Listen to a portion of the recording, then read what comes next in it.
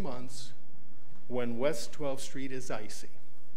Therefore, we, the citizens of Glenwood Springs, petition the City Council of Glenwood Springs to reconstruct West 12th Street. The residents of the West 12th Street area, whose names, details, and signatures are set out on the attached list, support this proposal and are petitioning the City Council of Glenwood Springs to complete this project by December 1st, 2018. And with your permission, if I could come forward to Council, I'd like to give you the petition. Okay. Well, I've got one for you. Okay. So this is the original, which I'd like to give to you, Mr. Mayor. Thank you. Thank you. And I have to admit, this was the easiest signatures I've ever gotten on any piece of paper I have ever circulated. Yes. I've lived in our house for over 35 years, and obviously this has been an ongoing problem. So thank you for your kind attention to this matter, and I'd like to hear your comments if there are any. During this part of the meeting, we usually don't. Okay. I would welcome this become an agenda item if you would like on your next council meeting then. And if you want to wait, there is a council comments agenda item after, two agenda items after this one. And so okay, so it won't, you don't do it, okay, you don't do it at the very end of the meeting anymore? No. Okay. So, thank you. I will wait for that then. Thank you, and thank you for your attention. All right, is there anyone else who would like to address council? Please give us your name and address. Good evening. My name's Renee McCullough. I live at 1000 Mount Sopris Drive here in Glenwood Springs in the city proper. So hello, City Council, Mayor, everyone attending. I just heard on the radio this morning through Colorado Public, whatever, Aspen, NPR, whatever, that there is some discussion of the possibility, and I don't even know if it's on the agenda tonight, so I apologize if it is ahead of time, that there is discussion of possibly eliminating the ride bus and changing this to some sort of Uber situation. That issue is going to be on the agenda tonight, and so hold your comments until that item comes up. Okay, so I shouldn't speak any further then? Not right now. What do you know when this will be on? What time this will be on the agenda? It's going to be actually right after the consent agenda. So depending on how many more people want to speak to us, my guess is 15 minutes. Okay, thank you.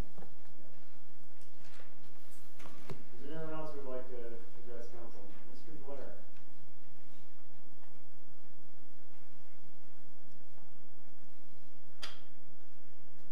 Good evening. I'm Michael Blair, Sprucewood Lane in the city of Glenwood Springs. I don't want to ask you something, I want to tell you something. I was very happy to come to this meeting and meet and listen to my old friend Sam Mamet. And I want to advise you to get to know him more and more as best as you can and get very well acquainted with him.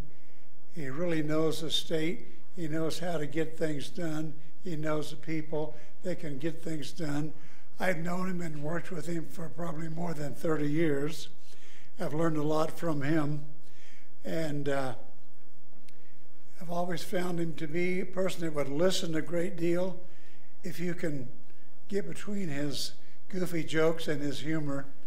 But even in those, there's a message in them if you'll just listen. You can ask him anything and he'll try to be of some service to you or guide you to where you can get that service. And I recommend that you just pester him as much as you can. He's very, very honest and very diligent, and he will help you all he can. That's his job, really. I've enjoyed him because he always directed me to a place when I did work for cities and even counties. Although he doesn't like Colorado counties, I know, but he'll work with them, and counties affect cities also, as you know. So I would highly recommend that you develop a very great relationship with him, and he will do more than what you think he can for you. But don't laugh too much at his goofy jokes. Thanks again for the time. Thanks, Mike. Thank you. Anyone else who would like to address council on any item not on the agenda? All right, seeing none, I will close that, and I wanted to point out a couple of agenda changes.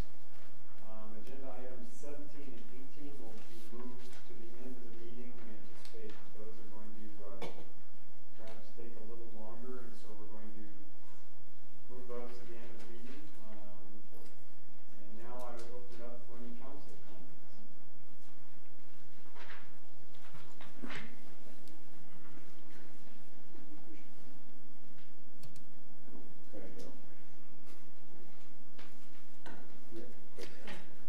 Yeah, I would just like to say I'm totally sympathetic to the street situation up on 12th Street.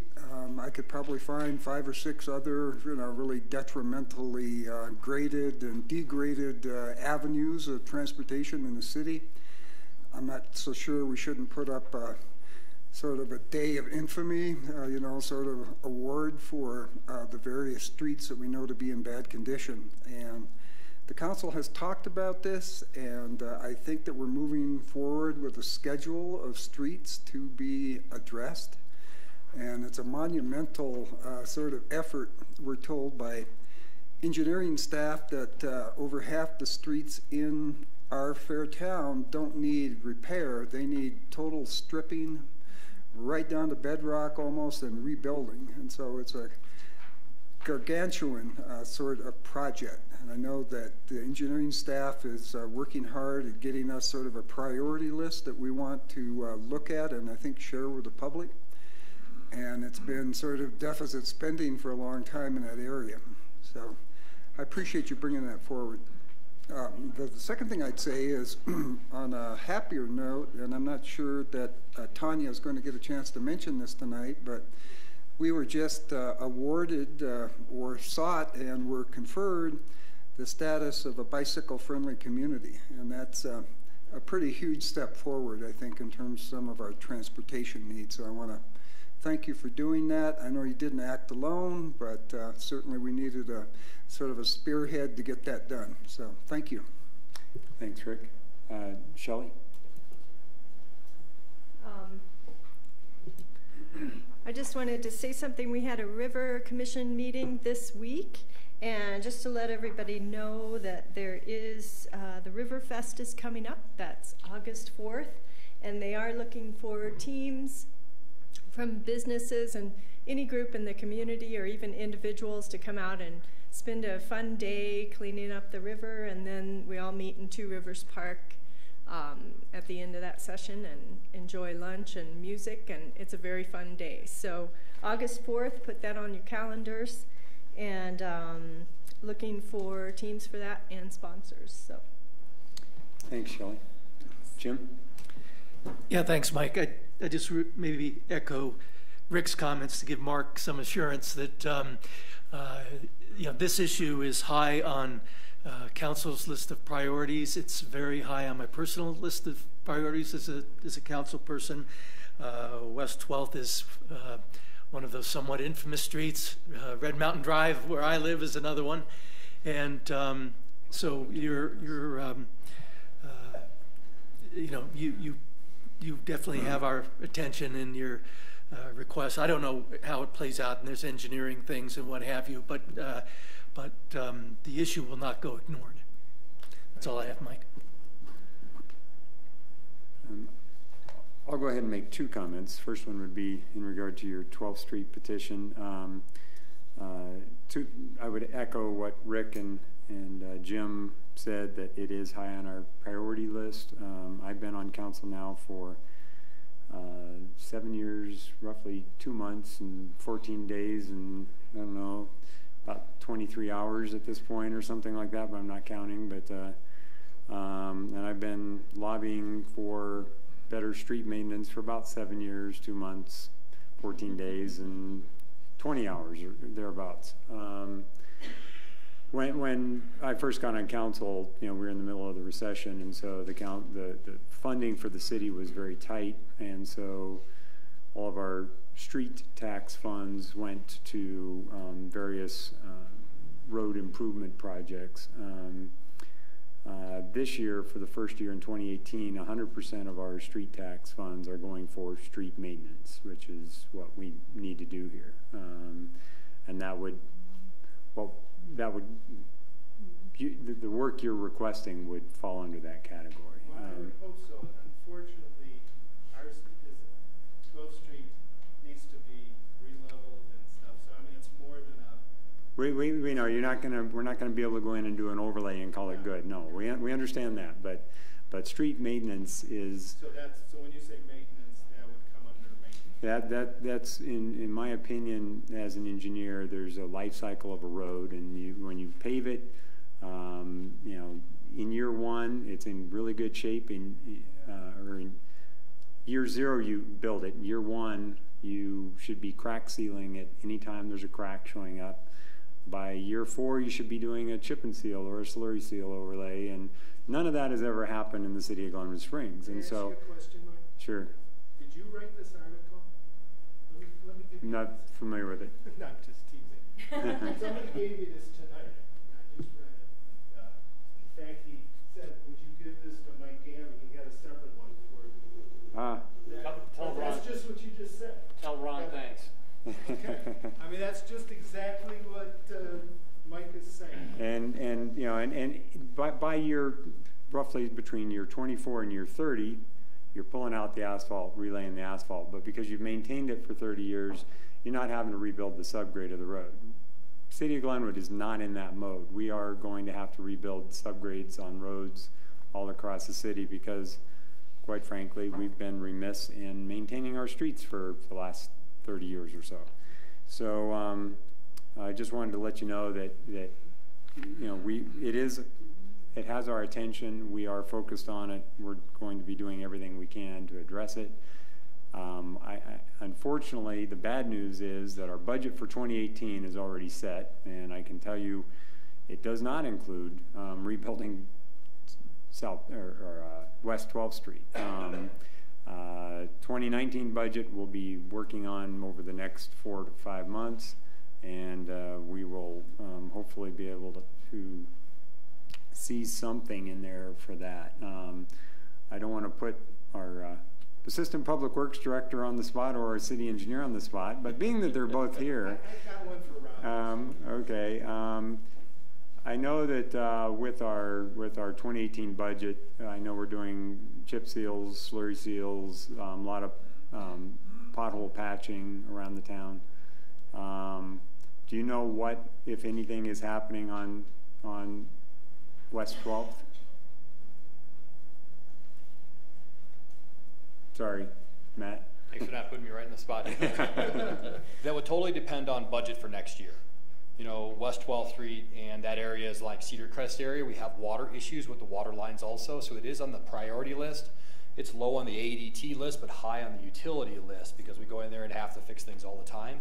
So depending on the budget, it actually was in the list of high priorities for 2019, okay, depending on how much money we get. If we get the $1 million plus or minus we got this year, it'd probably be 2020, somewhere in that realm. If we get more money, then we can kind of play with that a little bit. Well, but it is high on the priority list for utilities also. I know that fixing potholes on failed streets is not necessarily a great expenditure of our money, but is it possible? I honestly have to admit I haven't driven on West 12th in probably a year or two myself. And yeah, my 4-wheel drive is not working that well right now, but if there are exceptionally bad potholes, is it possible for us to spend some of our pothole money to just smooth out these roads for you know, if there's really, really significant problems in certain areas? We're going to have the conversation a little bit later, probably within the project discussion, but the chip and seal, crack seal, and the kind of mill and overlays, a little bit of the random stuff to try to get through our budget for this year and try to keep the roads we have that are good. There is a little bit of flexibility in that, and that money's going back to the streets department to do more pothole work. Okay. So we can kind of give them that area, and we can go drive it personally if you want to, and we can kind of try to make it better than it is currently. Okay. It's going to be hard. The Pazer analysis, there are very few roads in the Pazer analysis we had done that said failed. Yeah. South Red Mountain, 12th Street, West 12th Street, those are on there actually as failed conditions. So exactly what you said, it'll probably be some subgrade if there's any underneath of it originally. They would have to be replaced. So it'll be a costly, quite a bit of input for CAS expenditure. But if we can get the utilities to pay for and do things in a sound manner, that's the way to do it. Right. So. Okay. All right. Thanks, Matt. All right. I'm going to move on to another comment I wanted to make. The City Council would like to thank the Glenwood Citizens Group for putting on a great forum on, let's see, what was it, Tuesday night? Tuesday night regarding the proposed expansion of the RMR mine site. As the city is a potential regulatory agency, it is not appropriate for council to take a position on the expansion until it has seen an application. The City Council remains very concerned about the potential life, health, economic, and safety impacts of the mine expansion and will continue to monitor the situation closely. As the city receives additional information, it will strive to keep the public informed as the process unfolds. Mr. Godis. I just have one more council comment. I apologize I wasn't able to be there, but Sullivan Park was dedicated this past weekend. There was a friendly rugby match after, and a lot of people showed up. So thanks for all those who worked on that, and Brian for working with those folks for the awesome sign. All right, any other council comments? Okay, we'll close that, move on. We have a Arbor Day proclamation. Would you like to come on up, Al? And yep. Proclamation Arbor Day, June 12, 2018. Whereas in 1872, J. Sterling Morton proposed to the Nebraska Board of Agriculture that a special day be set aside for the planting of trees. And whereas this holiday called Arbor Day was first observed with the planting of more than 1 million trees in Nebraska and is now observed throughout the nation and the world. And whereas trees can reduce the erosion of our precious topsoil by wind and water, cut heating and cooling costs, moderate the temperature, clean the air, produce oxygen, and provide habitat for wildlife. And whereas trees are a renewable resource, giving us paper, wood for our homes, fuel for our fires, and countless other wood products. And whereas trees in our city increase property values, enhance the economic vitality of business areas, beautifies our community, and are a source of joy and spiritual renewal. And whereas, once again, Glenwood Springs has been recognized as a Tree City USA by the National Arbor Day Foundation and desires to continue its tree planting ways.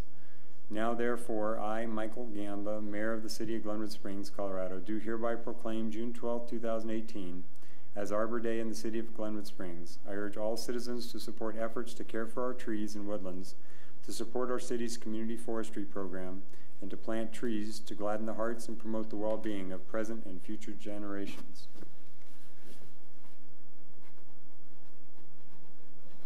Thank you, Mr. Mayor. Al Lorette, Parks Department Superintendent. This is the 33rd year that the city, last year was the 33rd year that the city has qualified as a Tree City USA recipient.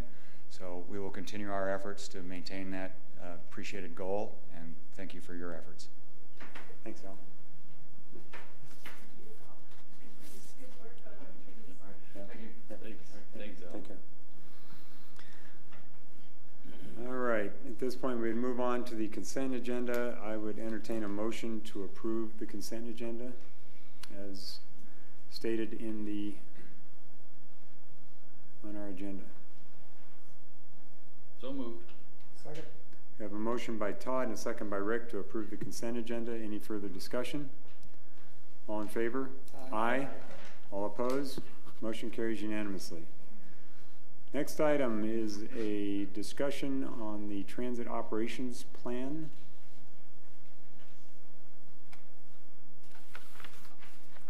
Good evening, everyone. Tanya Allen, Transportation Manager for the city.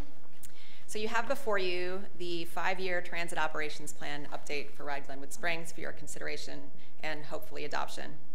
The Transit Operations Plan is the planning document that both assesses the performance of our transit system and makes recommendations looking ahead over the next 5 years. It's helpful for us for planning and budgeting purposes. It's also a condition of receiving the Federal Transit Administration funding that we receive.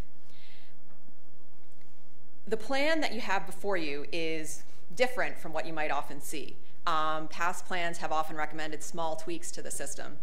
But as we went into this conversation with our consultants, the primary goal we were trying to achieve was to figure out ways where we could improve the utility and the efficiency of the current operations and also make better use, promote better synchronization and utilization of the regional RAFTA services that we pay for and that run along Grand Avenue through town and connect us to neighboring communities.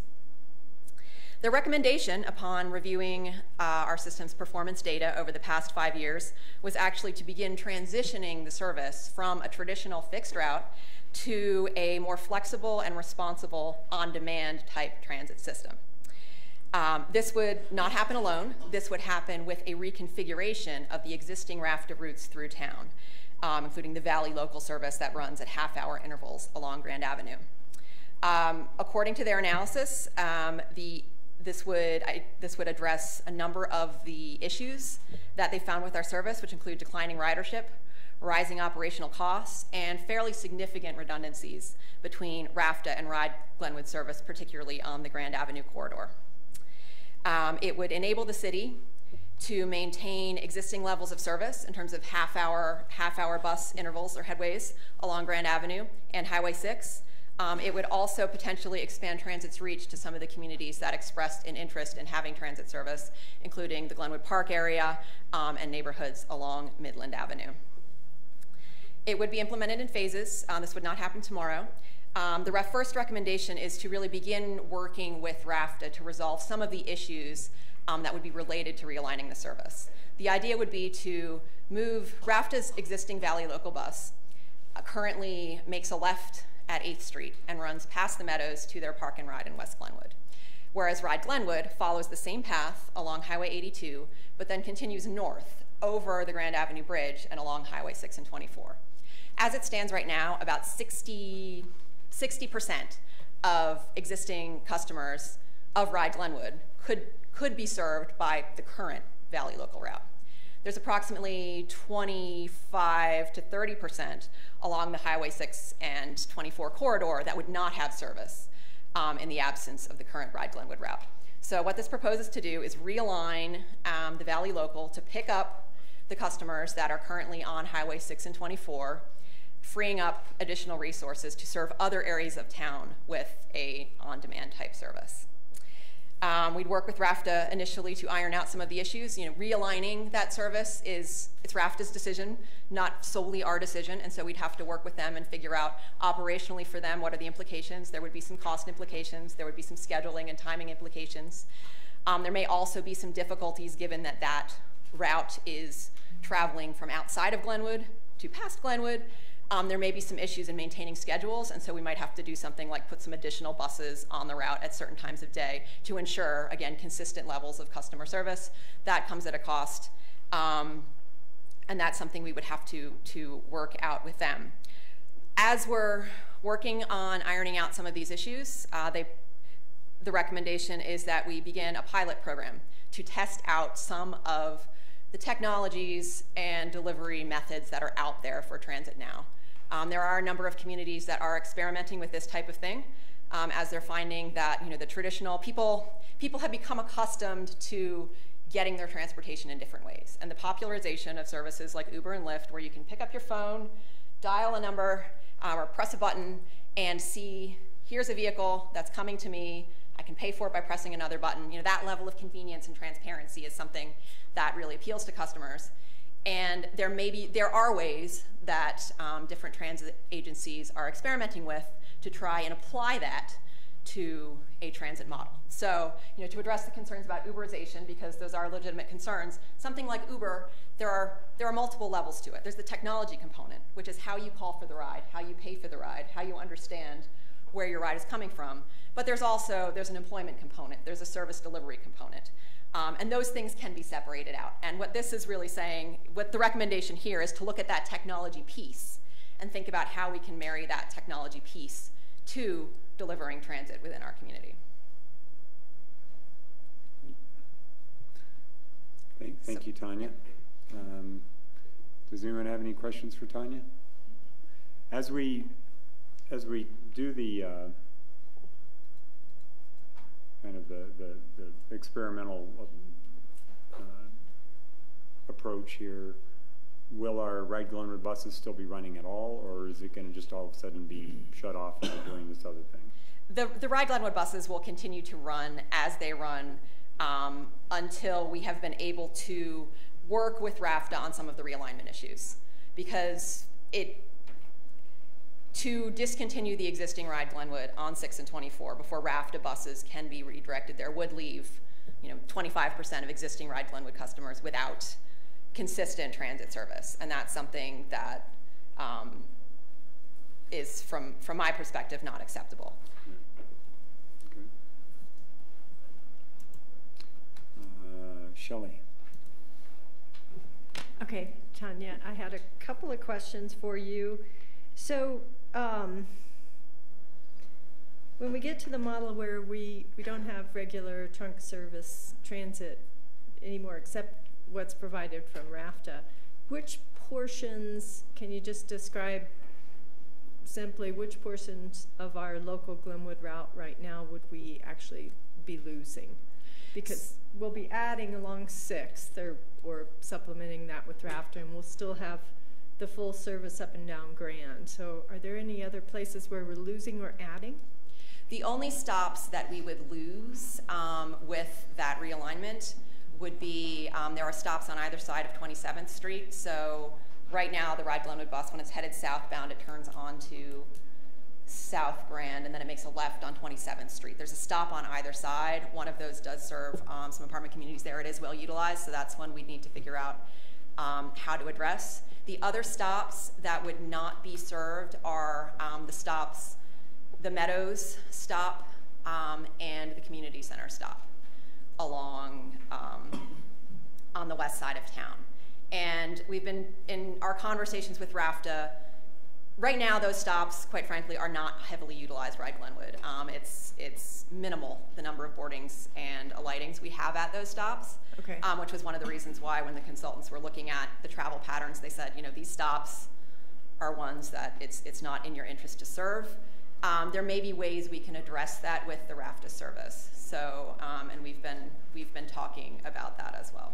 Okay, and that seems like it wouldn't be too hard because they do have their, their service facility out there, and as we build more housing close to the Meadows, we might see an increased need for transit out there too. Yeah, and that is something we've actually made a note of in the transit operations plan, is the current numbers we have for the Meadows are very small, but there is that new multifamily housing that's going up there, and that could, within this timeline, while we're developing what this is going to look like, that is something that could have an impact on transit demand in that area. Okay. And just to add, a way we potentially have discussed addressing this is RAFTA's BRT service could continue. Right now, both the BRT and the Valley Local go from the West Glenwood Park and Ride along Wolfson Road to 8th Street and into town. What we could do conceivably is continue servicing that route with the BRT, particularly if we're able to use some of the Ride Glenwood funding to backfill some of the costs of maybe running that at on a more frequent basis. Okay, so. Right. So that will be worked on with RAFTA. We have ideas for it. Okay, great. Yeah. And what about headways on 6th and the portions of Midland or Wolfson that we're serving? Will those headways change much? They won't change. Okay. Yeah. The Valley Local is a half-hour service. And as it stands right now, because of the way the buses line up, they're frequently just minutes apart from each other. The Valley Local service running up and down Grand Avenue, and the Ride Glenwood service, that's effectively serving the same routes. So in terms of headways, that would not change. We may even, depending on how calculations work out, there could even be a potential to improve them slightly. Because one of the concerns that RAFTA has operationally about running the Valley Local service, or using the Valley Local service as a potential replacement for to serve some of those Ride Glenwood stops, is the fact that it starts to run behind as it goes down Valley during the day. Okay. And so if we were able to do something like pay to add additional buses just between, say, 27th Street and the West Glenwood Park and Ride, we might not only be able to maintain the existing half-hour headway, but there's the potential we could even improve it to something like 20 minutes. Okay, and then we're gaining efficiency because we don't have those two separate Ride Glenwood and RAFTA following each other up and down. Right. It's basically redeploying resources in a way, because we know that there's available capacity on some of the RAFTA buses. One of the interesting things we found in the travel patterns is that, you know, RAFTA's Valley Local peaks in the morning and the evening, whereas Ride Glenwood actually peaks in the middle of the day. Okay. So there's a real potential opportunity there to put the Ride Glenwood passengers on that Valley Local bus in the middle of the day and use the money we would have spent running that Ride Glenwood bus to be able to provide transit to other areas of the community. Through an e-hailing type or more of an on-demand type service. And how do you envision the e-hailing to meet the ADA requirements? Because we kind of have the Traveler right now, and does that fit into this anywhere? So in a way, potentially we could implement this in such a way that we would have a more effective paratransit service than the Traveler, because we would have something people could actually call and use more quickly without having to apply for any special consideration or use any particular advance notice. The key there is the type of vehicles and the type of training you provide. And so what we're seeing with some transit agencies that are moving to this type of model is they're buying the technology. You know, they're buying a tablet and a dispatching system that they can put in their own vehicles with their own drivers. And so those are, you know, regular full-size transit buses or smaller, you know, the cutaway van type vehicles that are ADA accessible and available to all members of the community. Okay, but not all of our e-ride vehicles would need to be that. They wouldn't necessarily have to be. I've seen, you know, again, this is something that's very experimental in a number of communities. But some have done things, some have gone out and contracted with someone like Uber or Lyft to provide the service and mandated that a certain number of accessible vehicles be available. Some have used their own internal fleet and just applied the technology. It can go in a number of different directions, but one thing we would need to make sure we were cognizant of is the need to continue to comply with ADA regulations, because we would expect to continue receiving Federal Transit Agency dollars to run our system. Great. Okay. That's all. Thank you, Jen. Thanks, Shelley. Rick? Yeah, just a quick kind of question there. As we think about the pilot for the ride hailing, you know, your thoughts about how long of a period to either fish or cut bait? And I know that sometimes we have these innovations and they take a little while to sort of soak in, and people, you know, start to realize it's available, try it, it seems to be good, but it may not be the same people, you know, month by month by month. I just curious what our thoughts might be about how long a pilot period would be, and, you know, where we would say success. So the communities that have been trying these types of pilots recommend up to 1 year. Because 3 months, if it's a 30-day, 90-day pilot, it's really not long enough to educate people and to get them habituated to using the service. At 6 months, you start to see some changes in patterns, and by a year, you have a better idea of whether this is something people are willing to adopt. The other recommendation they make that I think is pretty interesting and could, you know, line up with how we decide to implement this is they recommend actually starting a pilot that could conceivably be continued in its form. Because what they found in some cases is they started a pilot that was working so well that there was a minimal need to adjust it to actually roll it out into a fuller program. Thank you. Jonathan? Yeah, Tony, can you explain, because I know we're going to have maybe a question from Ms. McCullough, how would the ride hailing potentially service areas like South Glenwood? So the idea would be anyone, anywhere within Glenwood city limits has the ability to either use an app on their phone, potentially pull up a web page on the computer, or call a dispatch service, call a particular phone number, and order a ride to come to a particular location and drop them off at a particular location. There are some differences in how we might design the system, and this will be something that we'll go through, you know, as we're trying to develop the pilot. You can do something where you allow door-to-door. You can also do something where you have designated stops in your community. And so, for example, if you're in Glenwood Park, maybe the designated stop is Mountain Market. And so you can call and say, I need a ride from Mountain Market in 10 minutes. You walk or bike to Mountain Market, and you can catch the bus from there. But the ideal would be that if you are within the city limits, you have access to a ride. It might not be right out in front of your door. You know, it will depend on how we choose to design it, but that's an option we have to try. Thank you. What do we anticipate the rates would be to the rider for this? Are they going to be similar to what we charge right now for Ride Glenwood? Are they going to be more? Do we know yet? We don't really know yet, and that would be contingent upon the type of system we design. So for example, if we were to say we have virtual bus stops, so the town is peppered with bus stops, but they are specific places you need to go to catch this vehicle, but say no one is more than 1/8 of a mile from a stop. We could do something where there's more of a set fare. If there's a door-to-door service, perhaps we'd want to charge more for that kind of premium door-to-door service. We can also set it up to have different fare scales. You can do things like, I've seen communities that will have the ride be free if it's to, say, the 27th Street station. You want to catch the BRT to Aspen.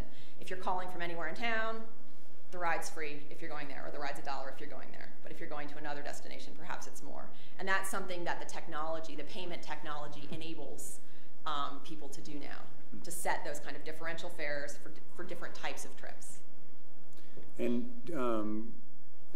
have you given any thought to the hours of operation? So the hours of operation we currently have recommended in here is 6 a.m. to 10 p.m., which basically covers the existing Ride Glenwood is roughly 7 a.m. to 8 p.m. It's like 6:53 a.m. And so this would slightly expand the hours that we were able to provide service, and hopefully bring it a little bit further into the evening, because something we would really like to see or hope that this could be used as is transportation to and from restaurants, entertainment, etc. Yeah, another thought is when the bus stand gets in, and I think that it gets in after 10 p.m., doesn't it? Usually every night? 9:40. Is it 9:40? I don't remember. I picked up my daughters there a number of times. I just don't remember. So, okay, because I can see that being a good use. People are going to take the bus into Glenwood, get off, and want to get from there to wherever they're going. So, Good point. all right. Any other questions for Tanya before I open it up to the public? All right, thanks, Tanya. Ms. McCullough or anybody else, if you'd like to ask a question, please come up to the podium and give us your thoughts or questions. Well, my name's Renee McCullough. I live at 1000 Mount Cypress Drive. My concern right now is basically for the disabled population. There's quite a large disabled population in our community that not only work or utilize services through Mountain Valley Developmental Services, or even who live at home. My son, Chris McCullough, happens to live at home. He happens to not be able to use technology. He doesn't have the ability to use an iPhone. He doesn't have the ability to, if he were to make a phone call, even if he were to use the home phone at our landline at our house, he doesn't have that ability to punch the numbers to get all those numbers. He doesn't, even if he were able to do that, he doesn't have the ability. His speech is not clear enough, and like I said, I wasn't prepared for this meeting this morning, so or this afternoon, so I'm, you know, not having the correct words that I'm trying to think of. His speech is not clear enough and accessible enough for him to pick up a phone and say, I need a ride at such and such a time, where can I meet, and can I get a ride for this? This would restrict his and other people's who have disabilities accessibility to their independence and their ability to move through the community independently on their own without a mother who's, you know, 66 years old, or some other staff member who, you know, might have to do this for them. So this would, you know, the technology part of this with the Uber part of it is severely restricting to our disabled population. I have ridden the bus with my son, Chris, the ride bus. I have seen Gary get on the bus, who has his little walker. The bus drivers know who he is. They greet him. They are respectful to his dignity. He gets on that bus. They ask him where he wants to leave, where he wants to get off. And, you know, Gary is able, because he goes to the library, he does his own things. He can get off and on the bus the way it is, because he knows the schedule and he knows what's scheduled and what's going to be available. And I've been on the bus when Gary gets on. I'm not sure of Gary's last name. I don't, you know, but I have seen this happening, and I don't know of Gary's capability with his walker for him to be able to do these kinds of things. There are many, many other disabled people that I do not even know of that this Uber technology situation would severely restrict their independent ability to ride the bus. And so that's why I'm here to advocate for the disabled. Thank you. Thank you. Is there anyone else who would like to speak to us in regard to this agenda item? Mr. Blair.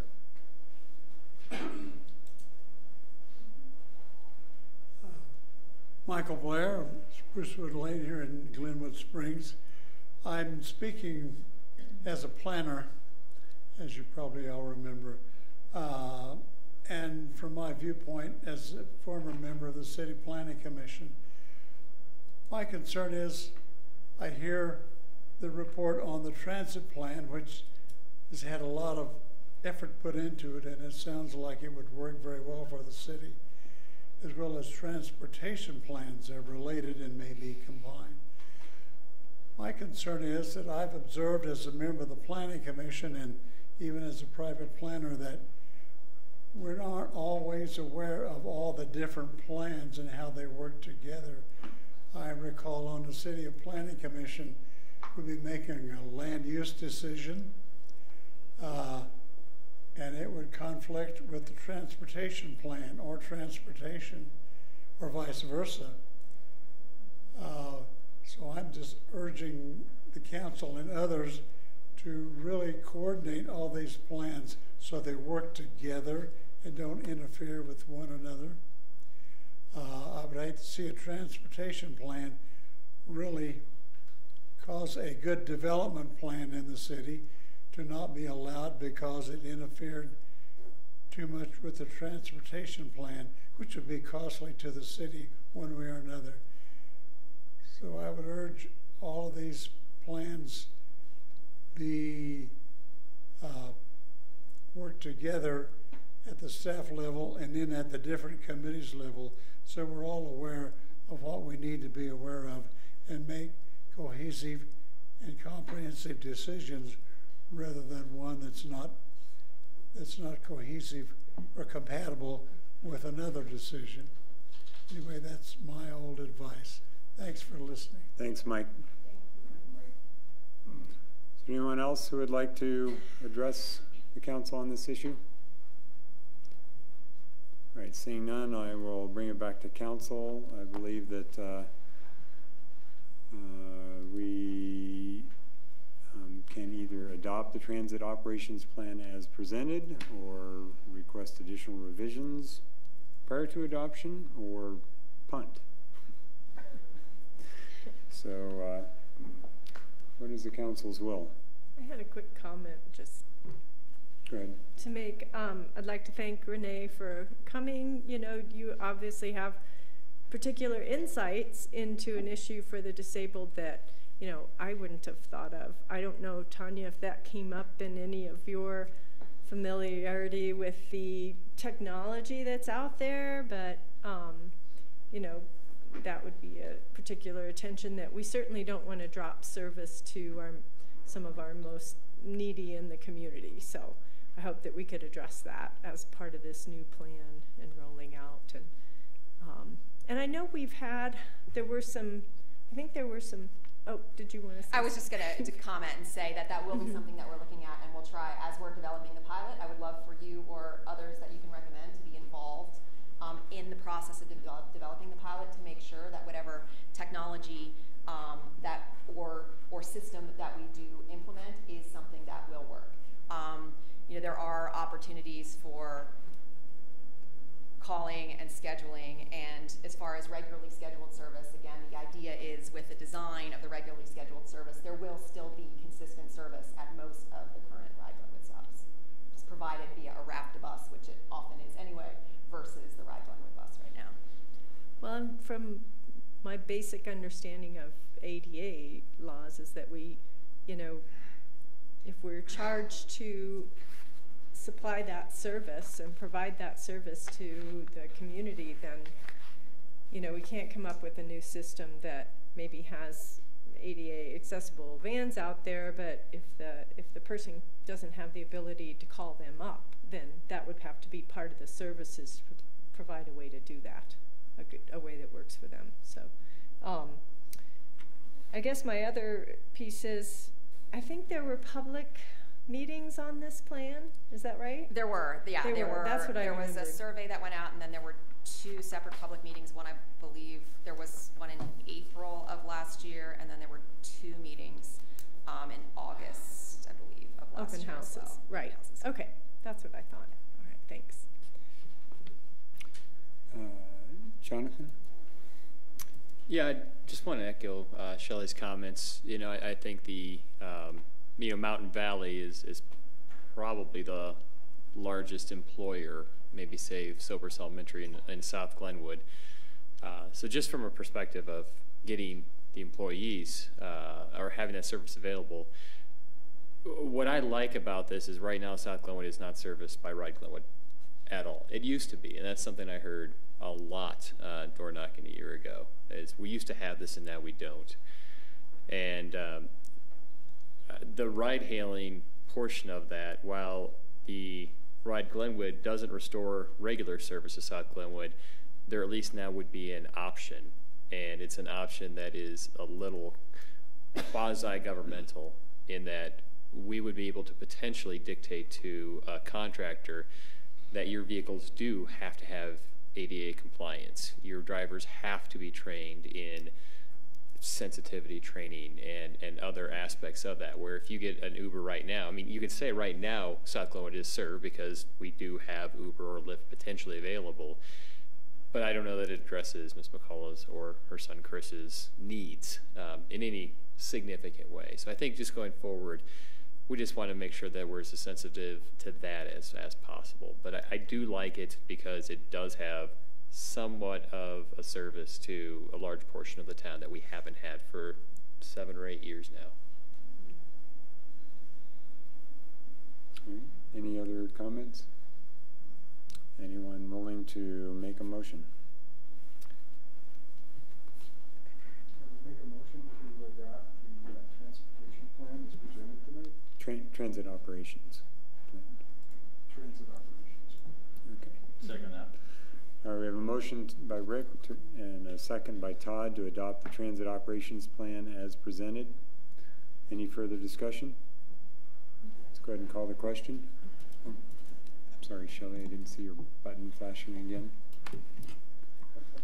Sorry about that. That's okay. I can make a little comment now. Sure. Go ahead.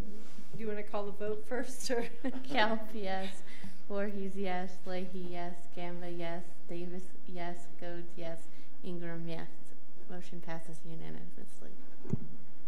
And I was just going to say that, you know, I support this new plan because I think there's been a lot of work done on it, a lot of research, surveys done, and also transportation is changing. And from the looks of this plan, you know, this will allow us to maintain most of the trunk service that we have right now and even make it more efficient, because we all know that we've been complaining about those buses following each other up and down the main line for years now. So I really like the idea of finally being able to do something about it, maybe spend our dollars more efficiently, but also provide what hopes to be a more tailored and high-tech service to the whole community. So I hope that's where we can get to, and we'll, you know, be able to provide that ADA service and service back to Mountain Valley again. All good things. So I'm glad to see this plan. Thanks, Tanya. I would completely agree with your comments, Shelley.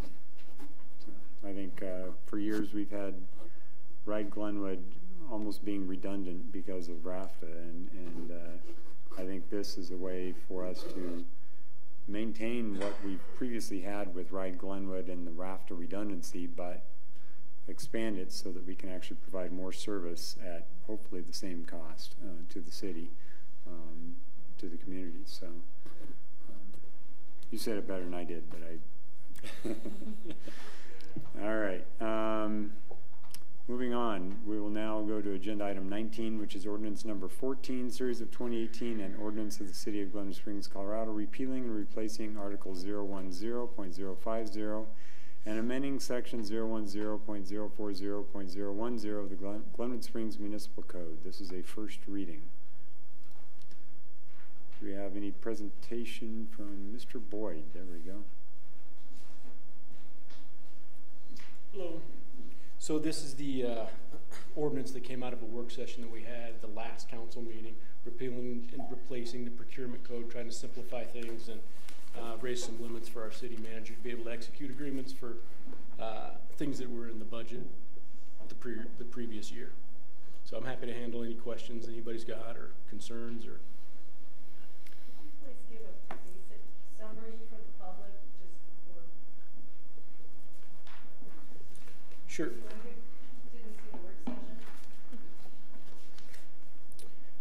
Yeah, so our procurement code was established in 1971. Hasn't had very many changes since then. It causes a little bit of trouble for us in a couple of ways.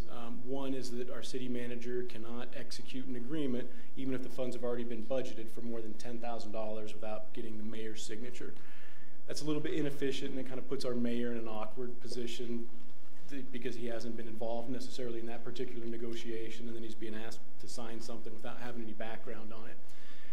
There are a few other things that are outlined here that will help us by eliminating them, because they don't add a lot of value, but they do take some time. You know, for example, if we go out to bid for something and we only get one bid, we've got to cancel that bid and start the process all over again. Likely to receive the same bidder's single bid the next time. So a couple of changes like that, a couple of increased limits. Our department heads right now are able to sort of go out in the world and negotiate a purchase of a product or a service up to $5,000, and we're suggesting that increase to $25,000. Right? If there's a contract that is associated with that, it will still go through a centralized process, but a department head can go out in the world and, you know, negotiate in good faith on behalf of the city up to $25,000. So that's really the kind of short summary of it.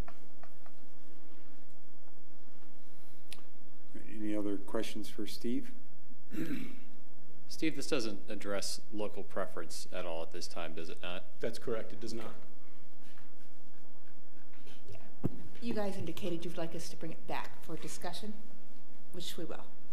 But this is not the time? No. Okay.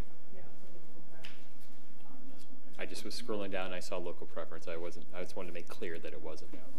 Okay.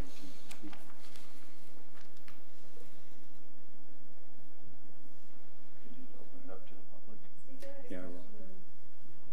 Number 4, just raising city manager signing authority from 10,000 to 100,000.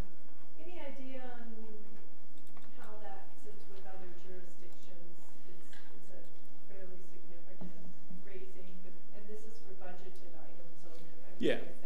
Yeah, that's right. And so we did go out and look at some other jurisdictions. You know, we end up at $100,000 sort of on the low end, I think, of enterprises and cities that are similar to ours. In 1971, the number was $10,000, and you know, just if you assume 3.5% inflation from that time, you get most of the way there anyway. You get to about $80,000. So it really is just kind of bringing that a little bit more current. Rick? Yeah, but Steve, really quickly, I think I asked this question in our work session, but it'd be good. I think if the public heard, are internal controls to prevent people from taking vacations in Tahiti and things like that. Can you talk to that? When you say taking vacations in Tahiti, do you mean literally vacation time, or do you mean just kind of misappropriation of resources? Fraud. Yeah, we have a number of controls there. We have a centralized bookkeeping and accounting system. Each of our department heads is responsible for their portion of the budget. So we've got a system that passes paper back and forth between department heads and their employees or their direct reports. So everybody that is spending something goes through a purchase order process. It's centralized, and our finance director, you know, kind of leads the show there. And you know, we go through things, you know, fairly carefully. All big expenditures are looked at pretty individually. A few weeks ago, I sent around an email from the city of Santa Fe and an audit that had happened in New Mexico, and as it turned out, there were more vendors doing business with the city than there were residents in Santa Fe. And, I'm really glad that we don't have that problem, and you know, we can look for internal controls to allow, I think, you know, a very sort of prudent look at who gets to spend what in our city. Yeah, and you know, we go through that every year with our audit firm. Our audit firm was just out here finishing up their field work. They'll be ready to issue their final report pretty soon. They go through and look at all of our internal controls and all of our different funds. And, you know, every year they'll have a couple of recommendations for improvement. But in, you know, at least in as many years as I can remember, there hasn't been really a fraud issue at the city. Thank you. All right, thanks. Jim? Yeah, sort of related to Rick's question, Steve, have you had a chance to discuss this with the financial auditor, and have they indicated their agreement with it from an internal control perspective? Yeah, we did bounce it off of them. They're good with the limits, and they're good with the internal controls. They have recommended that we upgrade our accounting system, which is part of the ERP process that we're in the middle of now. Okay, thank you. All right, any further questions before I open it up to the public? All right, thanks, Steve. Is there anyone from the public who would like to address this issue? Seeing none, I will close it to the public, bring it back to council for discussion and or motion. I'll do a motion. Go ahead. I would move to approve ordinance number 14, series of 2018, ordinance of the City of Glenwood Springs, Colorado, repealing and replacing Article 010.050 and amending Section 010.040.010 of the Glenwood Springs Municipal Code. This is the first reading.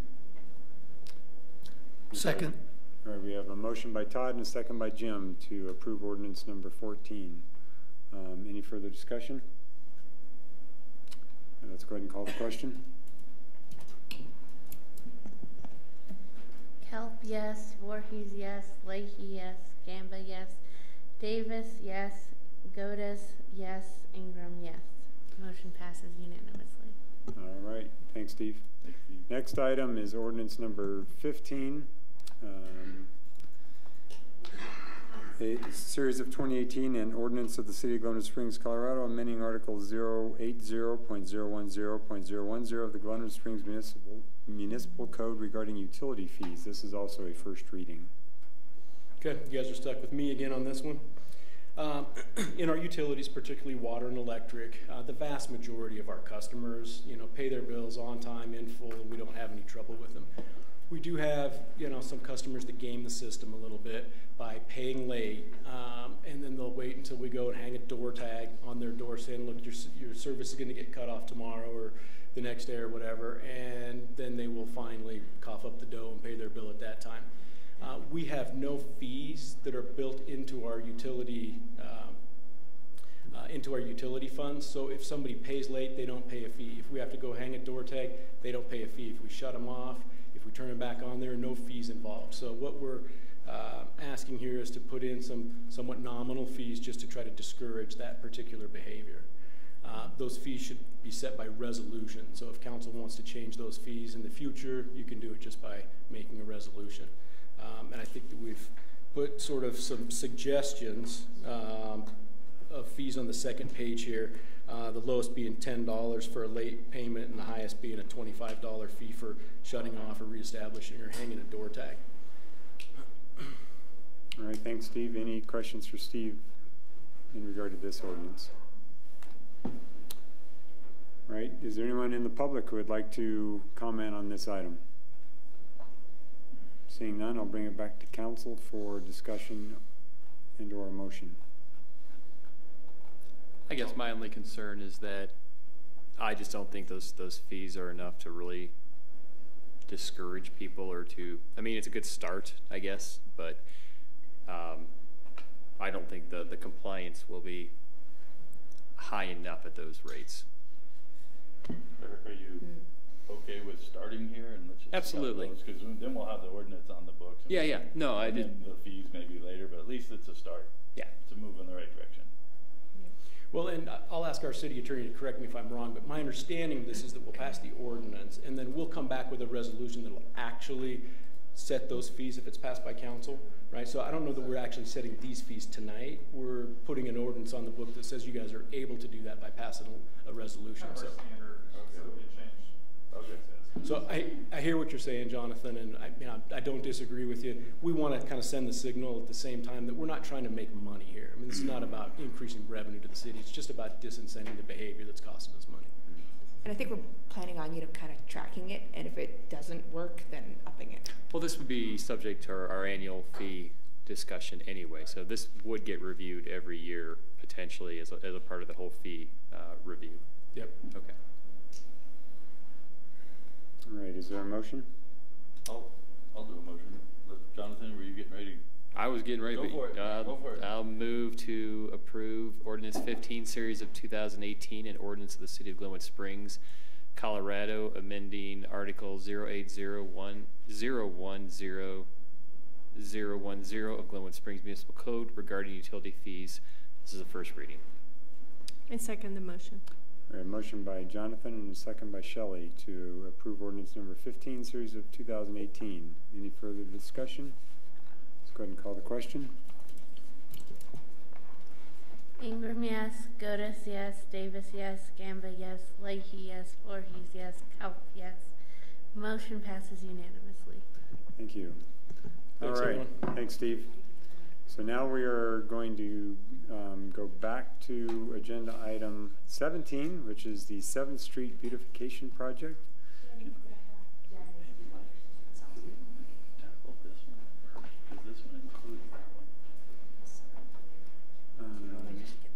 Well, but I think then we need to understand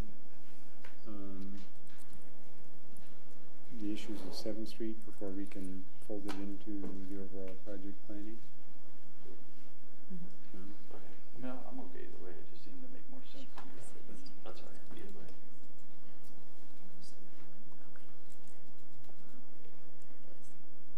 Good evening, Mayor and members of council.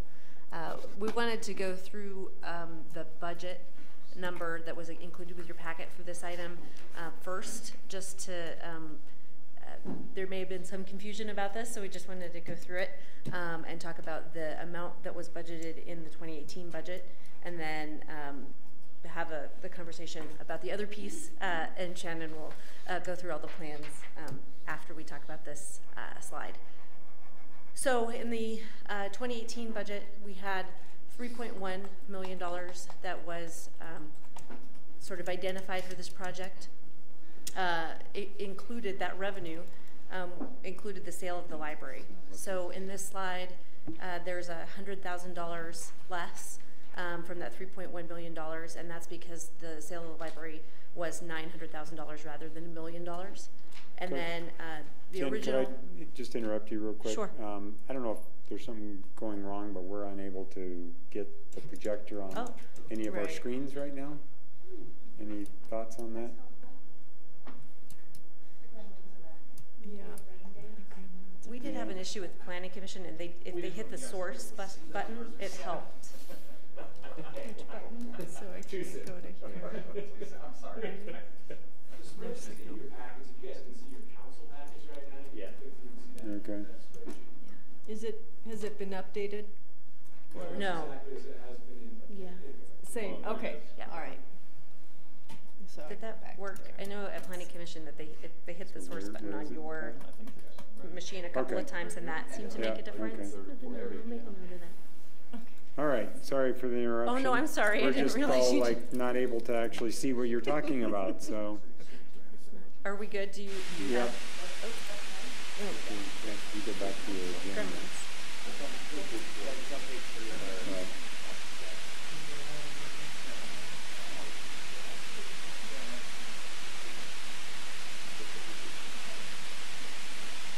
All Does right. everybody have it now? Okay. Okay, great. I'm so sorry. So again, $3.1 million, which was identified for this project. That $100,000 that's less than that is the $900,000. So the $1 million was originally counted in that 3.1. Also included that was a DDA fund transfer to the general fund for this, or to the A&I fund, excuse me, of $300,000. That has since been transferred back to the DDA fund to cover contracts and other items that they needed to cover in their budget. So the adjusted beginning budget for this year is $2.7 million. And then there are a number of items that have already been approved, some of which have been invoiced. The $169,655 is the granite for all of the phases. In your staff report, the number was higher, and that was because we were invoiced and it included sales tax. So we won't be paying the sales tax. So that is, so it is really the $169,655. So that is the difference between this and what is represented in your staff report. The other items are encumbered.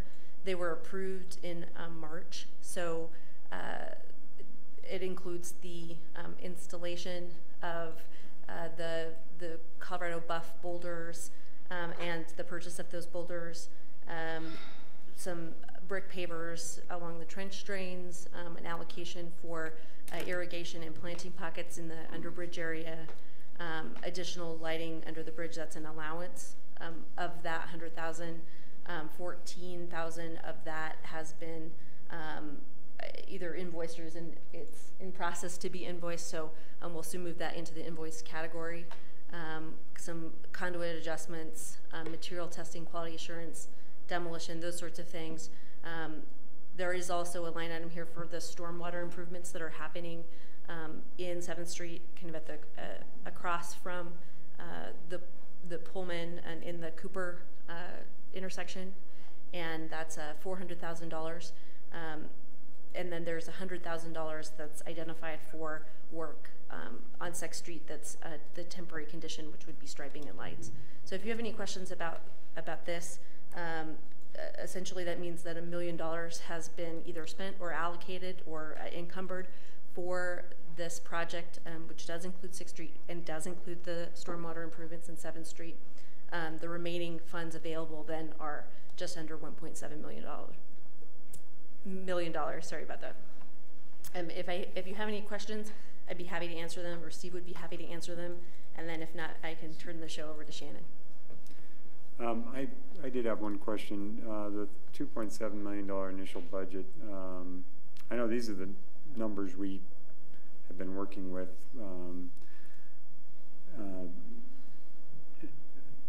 I know that there is a number out there that we are working on with CDOT that is not part of this number. Is that correct? In other words, there is a... that is correct. Okay. Some of the, there will be some allocations inside of that. There is some Okay. All right. I had a question. So go ahead. So we have basically $1 million left that was budgeted for 2018. Correct? The 1.699581 is the remaining funds available for this project. Okay, I do see that. So $1 million that was spent. And what do you know the budgeted? What are the projected costs that we expect to spend on everything that will be constructed in 2018? Or is that something that Shannon will talk to? I think the question that we're asking this evening is about proceeding with work that hasn't already been approved. And so that the amount that's available for those projects is that $1.7 million unless there would be another discussion about bonding. Okay. And I had a question on the $300,000 from the DDA. So that was approved in our official budget? That was approved for? Yes, it was. There was some confusion between the city and the DDA over whether that should have been done or not. So have we had a vote as council to return that money to the DDA? Because it was my understanding that that was in No, we our have not official budget? done that budget reallocation yet. Okay. Okay, I just have a question on that because that was a commitment that was made, and I guess there hasn't been a thorough explanation to council as to why that money was taken back and there aren't DDA funds included in this project. So I'm just hoping that we will be able to address that at some point. Sure, and Mr. Carver is here and maybe can answer some of those questions. The other thing I would say is that the DDA did have some contracts that they needed those funds or funding to meet their obligation. Okay, but so, I mean, we're showing it as subtracted out of that budget right now, but officially we have not voted to do that yet. Is that correct? That is correct. Okay, thank you. All right. Rick? Don't go away, Jen. Just a quick question. This agenda item says 7th Street, and the title to the spreadsheet up here that you can't see says 6th and 7th. So I'm just wondering, of the amounts that are listed here, is the only thing that we're talking about for 6th Street, the 6th Street temporary conditions, stripings and lights, the $100,000, or is there other stuff for 6th Street that's baked in here? Just that $100,000 that's for that temporary condition, so that it wasn't originally contemplated when the budget was put together, and this was the funding area that it was identified to come out of. Okay, thank you. Jonathan? Yeah, and I think, maybe Shelley asked the question about kind of the DDA's contribution, both the $300,000 for 2018 and anything going forward, if that's been discussed as a commitment in 2019, 2020, or anything else. Do we have, I've seen some numbers floating around, I'm not real clear, but can we get an up-to-date list on what has been spent by both the city and the DDA for this project over the last 3 years or the last 4 years? Do we have that information? Have we been provided with that information? I would have to work with the DDA to make sure that we cut their checks, but we are not the same legal entity. So I would have to work with them to make sure that our financials are actually, I wouldn't want to pull something and not know for sure that it was correct or not. But you can do that. I mean, you can work with the DDA to just get some accurate figures on what this project cost has been up to this date. I believe so, yes. Okay, thanks. Yeah, I would like to see that also. All right, any further questions for Jen? Can I ask one more question? No. Yes. Phase 1, according to this agenda item, is the sewer line.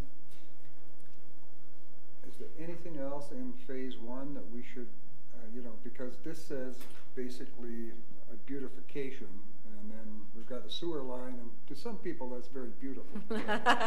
Engineering mostly, right? You know, to some people it may not be, but I'm just wondering here, we have $400,173 for the sewer, and that's the total sum of what we're calling in this agenda item phase 1.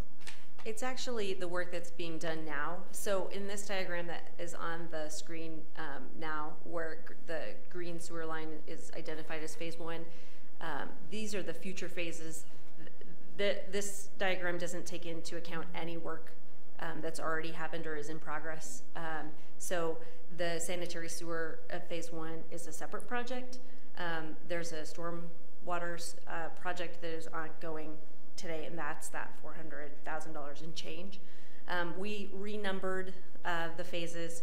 We didn't intend for that to be confusing, but rather to sort of give some separation to the individual elements of the project. So sanitary sewer was a previously unnumbered phase. We made it phase 1 because it needs to go first in terms of if there were going to be elements, brick elements, or other paver elements that go over that, we'd like to replace the wastewater line there first. So the beautification phase 2 is what we were originally calling phase 1, and then beautification phase 3 is what we were originally calling beautification phase 2. And this has also been split up into the landscaping and furniture phase. So that yellow and green that's on your screen was originally the phase 2 beautification. It's been now split into 2 different elements, and then not included in those items is the water feature phase that would be underneath the bridge in the underbridge area, or the splash pad area, which would be phase 6. So this is more intended for clarity, and we apologize if it was if all of the information doesn't jive. So a little bit of hopscotch for some of the phases, and I get that. But phase 1 is the sewer. The sewer is underway, and so you're not really asking for a decision about that? The sewer work that's here in the little green line is work that has not been bid, and it's been identified. The other work was as you go forward toward the intersection east to the Cooper intersection, that work that is ongoing, where the concrete work is happening today, that and the work that's been happening the last couple of weeks in 7th Street, that's utility work, is storm sewer. All this, what's in the spreadsheet, stormwater piping, if you will, and the other sanitary piping. Right. Those are different things. Mm-hmm. We see here that we've already committed for $400,000 to take care of the stormwater issue. The separate thing that's now being called phase 1 is a sanitary sewer issue. That is correct. Okay, thanks. So does this budget spreadsheet we're looking at, what phase is that?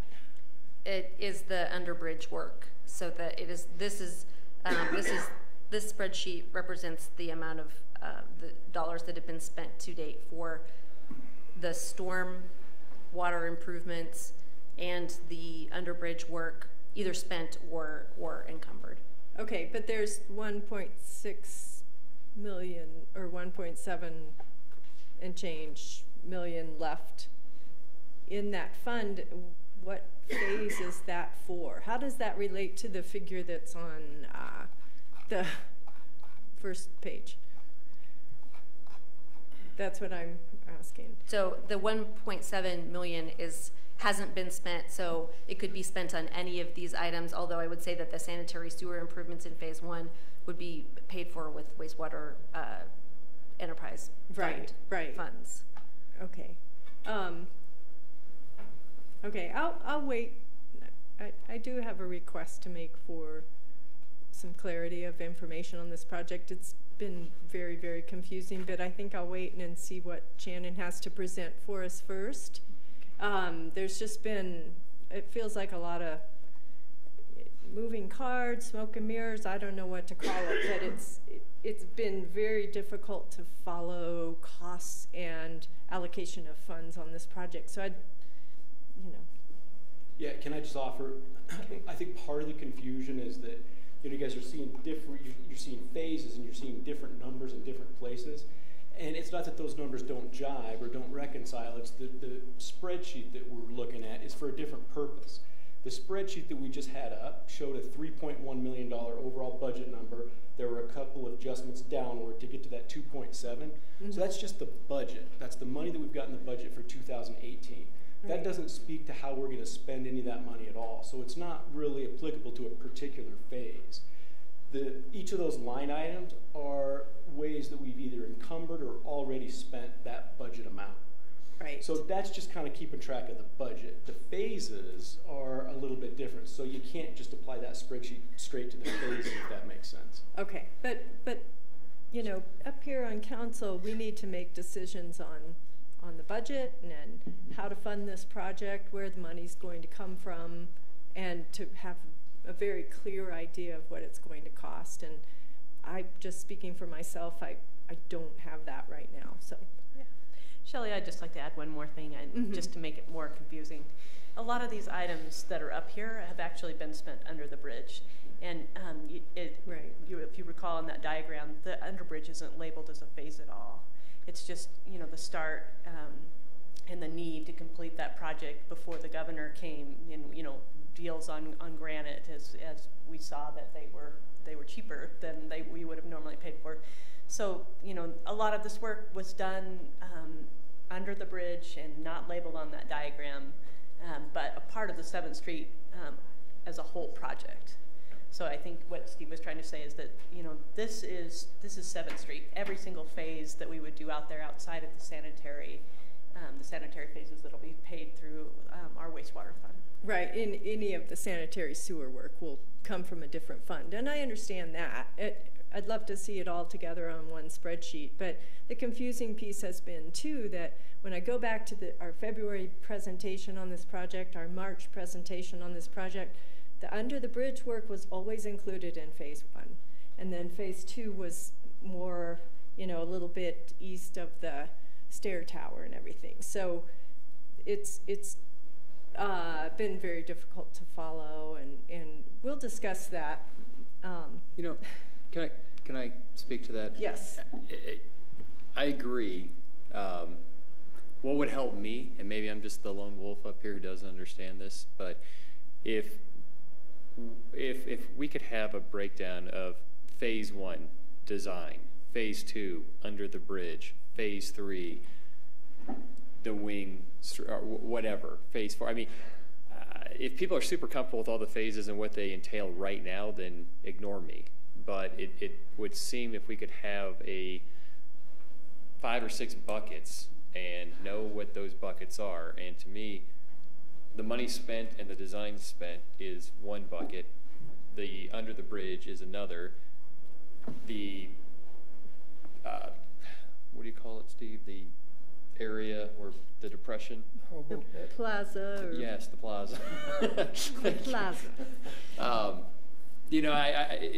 reordering of those phases to help me get my mind around what those different things are, what they cost, and what we're asked to spend, that would help me understand it. I don't know if I can provide any clarity at all on this, but I'll make an attempt at it. This work, we have kind of 2 issues, and I think that what we've just discussed, what Jen just provided us, is where we are today. In other words, these improvements have been approved by council back in March. This is where we are today. So this isn't kind of really subject to, we're not going to go take the granite out. We're not going to take the boulders out. This work is in the process. It's already been approved by the council, which we did in March. And so then this is kind of where we're at. Now we got to figure out where we're going, right? And so where we're going is everything else. It's the phase 1, which is the sewer line. Phase 2, which is the the rest of 7th Street under the bridge and on the north side of 7th Street over to the stairway, basically. Phase 3 is 7th Street from essentially the elevator tower to Cooper. Phase 4 is landscaping and furniture in the Phase 3 area, and so on. So that's subject to discussion. That has not been approved by council yet. That's one of the things we're going to discuss. I imagine we're going to hear about some of those things from Shannon if we allow her to present to us. I don't know if that provides any clarity. This budget that we're looking at here is what we've approved already. It's spent or going to be spent, and that's just where we're at. And we got to figure out where we're going. Okay? And it's fair, Mike, just to make sure I understand, of the 2.7, we have spent or committed to spend $1 million. There's 1.7 million left. So that 1.7 million, if I'm following everybody, is available to fund the remaining items, which are really described. I'm going to call it phases 2 through 6, right, and leave phase 1 off because phase 1 is funded by something else entirely different. Right. So I'm not going to speak to phase 1, but so phases 2 through 6 will cost a certain amount of money. Perhaps that's what Shannon will walk us through. And we have 1.7 million remaining from our 2018 budget. That may or may not be sufficient to fund all those, but that's kind of what we're... That's exactly right. And I would also just remind everyone that the 2.7 doesn't include a settlement figure that we're working on with CDOT. And I understand it's not we get this money from CDOT, we spend it all on 7th Street. That's not the way it works, but there is some additional funding available there that 2.7 will go up, okay, by some amount.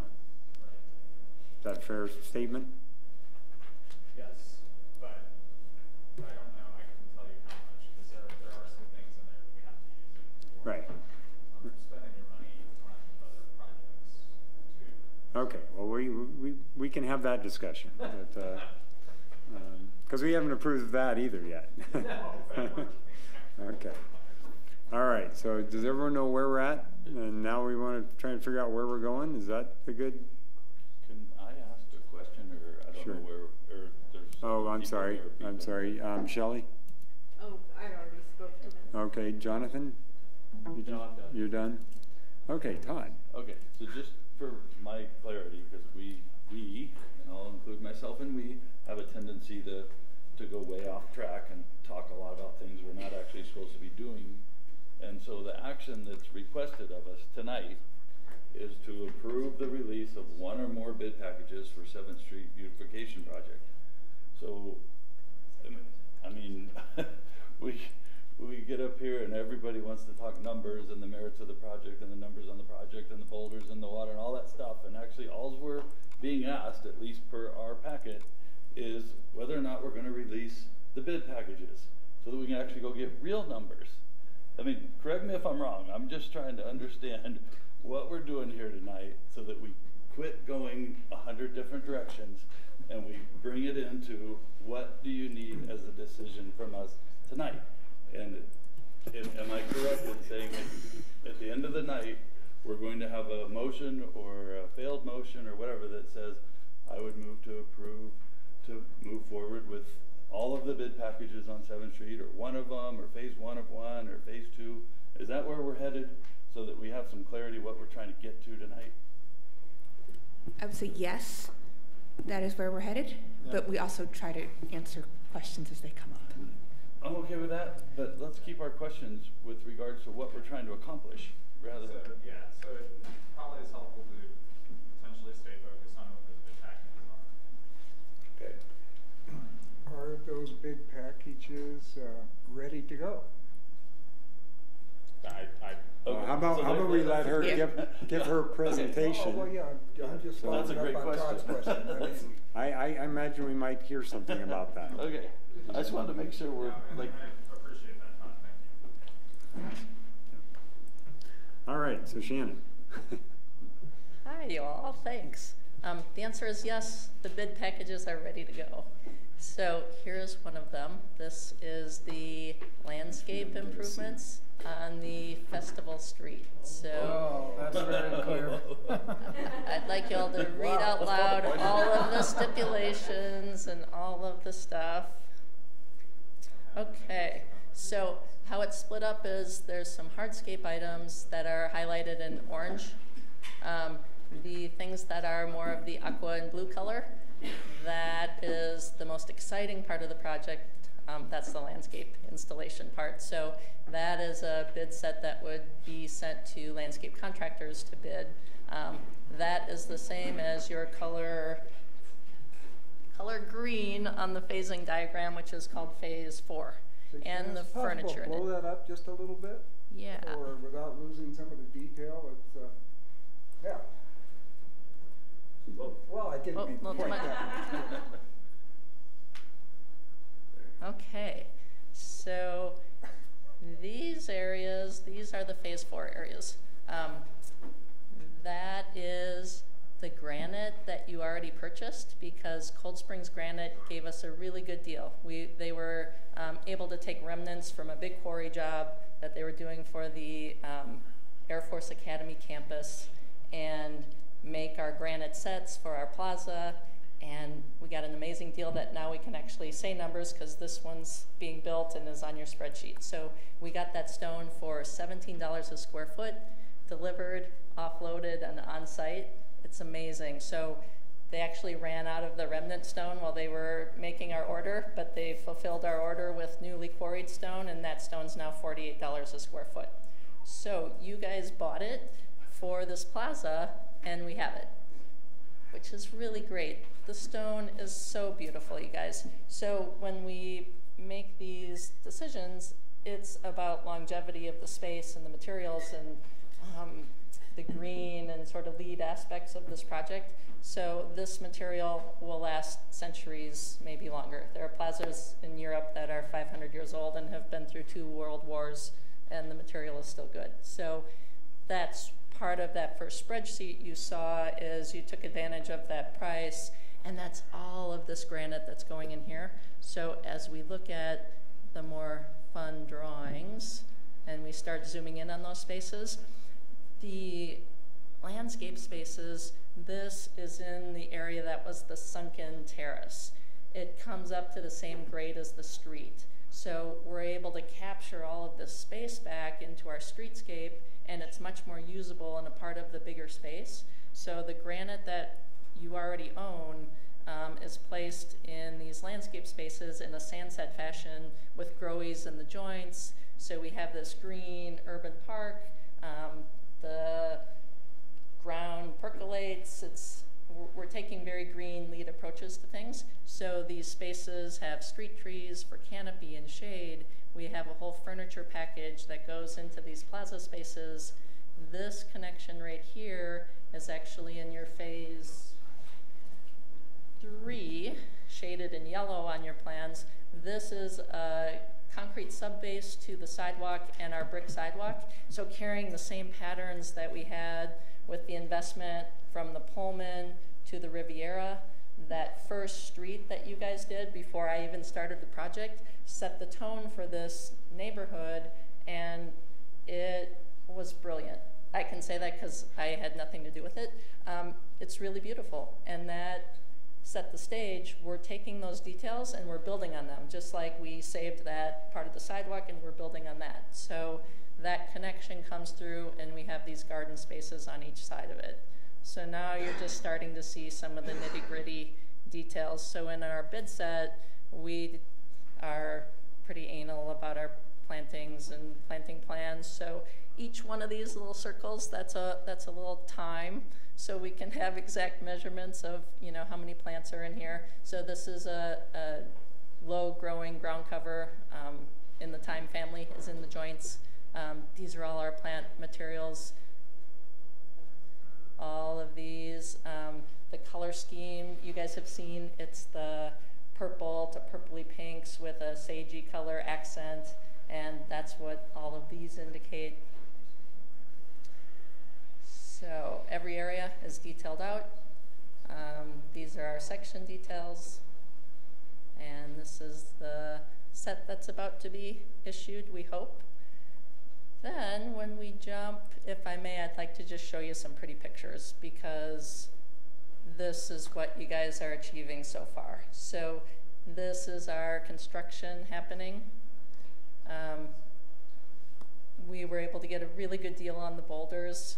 There's a local stone supplier who helped us.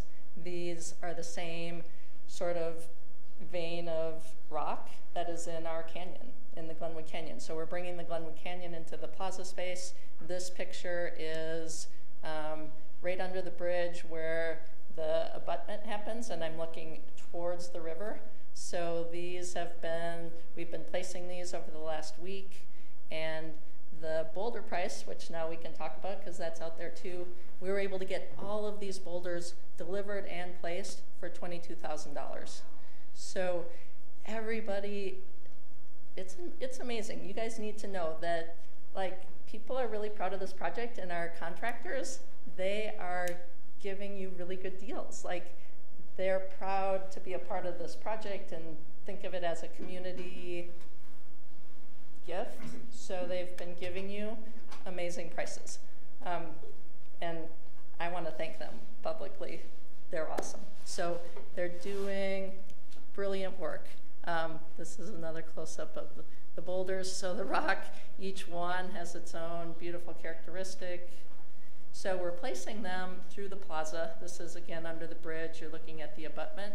So they're being placed in the plaza to create these elements that are like the canyon. So when you pass through Glenwood Canyon, this is sort of an artistic nod to the canyon, where sometimes you see things lining up, sometimes you see things layered against each other. So when you pass through the terrace, you get that same interaction with these like you would moving through Glenwood Canyon. Then they are really great places for people to sit and kids to play on and activate the space under the plaza.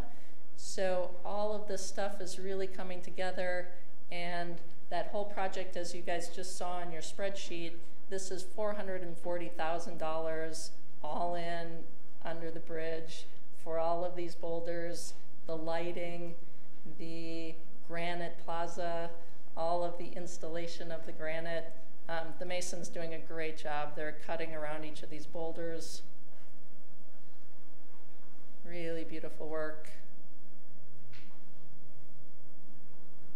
The quality of the stone is incredible. There are these veins of different colors of granite that run through it, through the grays and the blacks. We have this connection through the alleyway is open now. So that was a brilliant design move you all worked out with CDOT, again, before I was on the project, that the bridge abutment moved to the south enough that the alleyway connection now comes through. It's incredible. So we have this open, people are using it. I've been on site a lot, just, you know, placing boulders, and every person who passes by compliments us and the crew and is really thankful. So well done, you guys. This is Sunday morning, this past Sunday. All of our granite still staged, all the boulders coming through. So I think something that might be helpful, you know, if I were remodeling my house, which I did in Newcastle, I think you all are wanting to know, what's the whole cost of this project? Like, what is everything, and all these pieces together, including what this is? I'm happy to answer that if I'm allowed. So I won't tell you details about the phases, because we don't want bidding contractors to have a preconceived notion that there's X amount that this bid should come in at. We're actually hoping that contractors come in under these estimates that we've prepared. So we don't want to release that whole thing, but if you all want to have a discussion about, you know, what this, if I can switch back to Jen's.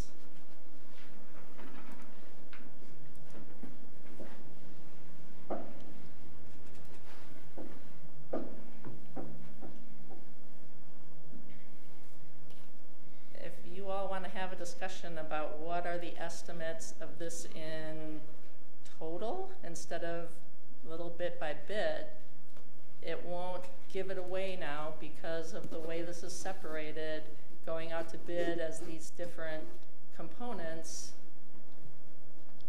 I would be okay to talk about that if you all want to, and it's totally up to you, without telling you what we think this might be, or this might be, or this.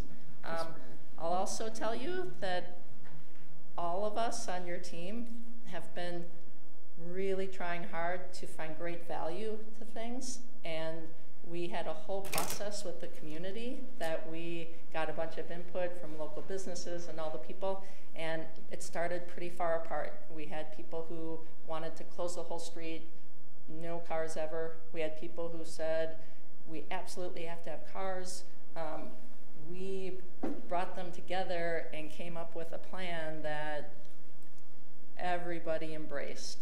So this idea of the festival street, bringing this up to the same grade as the sidewalk. So in the event that we do close this off to vehicles for a festival or an occasion, this is all one big plaza and all at one level. That's a really good investment. So that has stayed in all of these plans. We had a bunch of things. People really wanted water. There was a lot of water early in the plans, and we've gone through a lot of budgeting.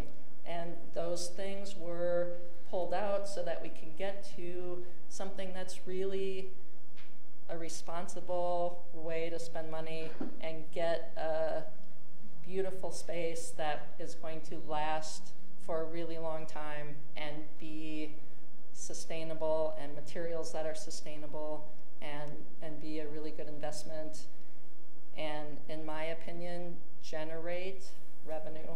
So this kind of investment, we already saw it with the sidewalk from the Pullman to the Riviera. Those outdoor dining spaces have really changed the character of that one block, and I think those businesses did really well with all of those spaces, and it created this pride in our community and this sort of like, yeah, you know, that's our downtown. That's it's all part of the project. It's all intrinsic to it.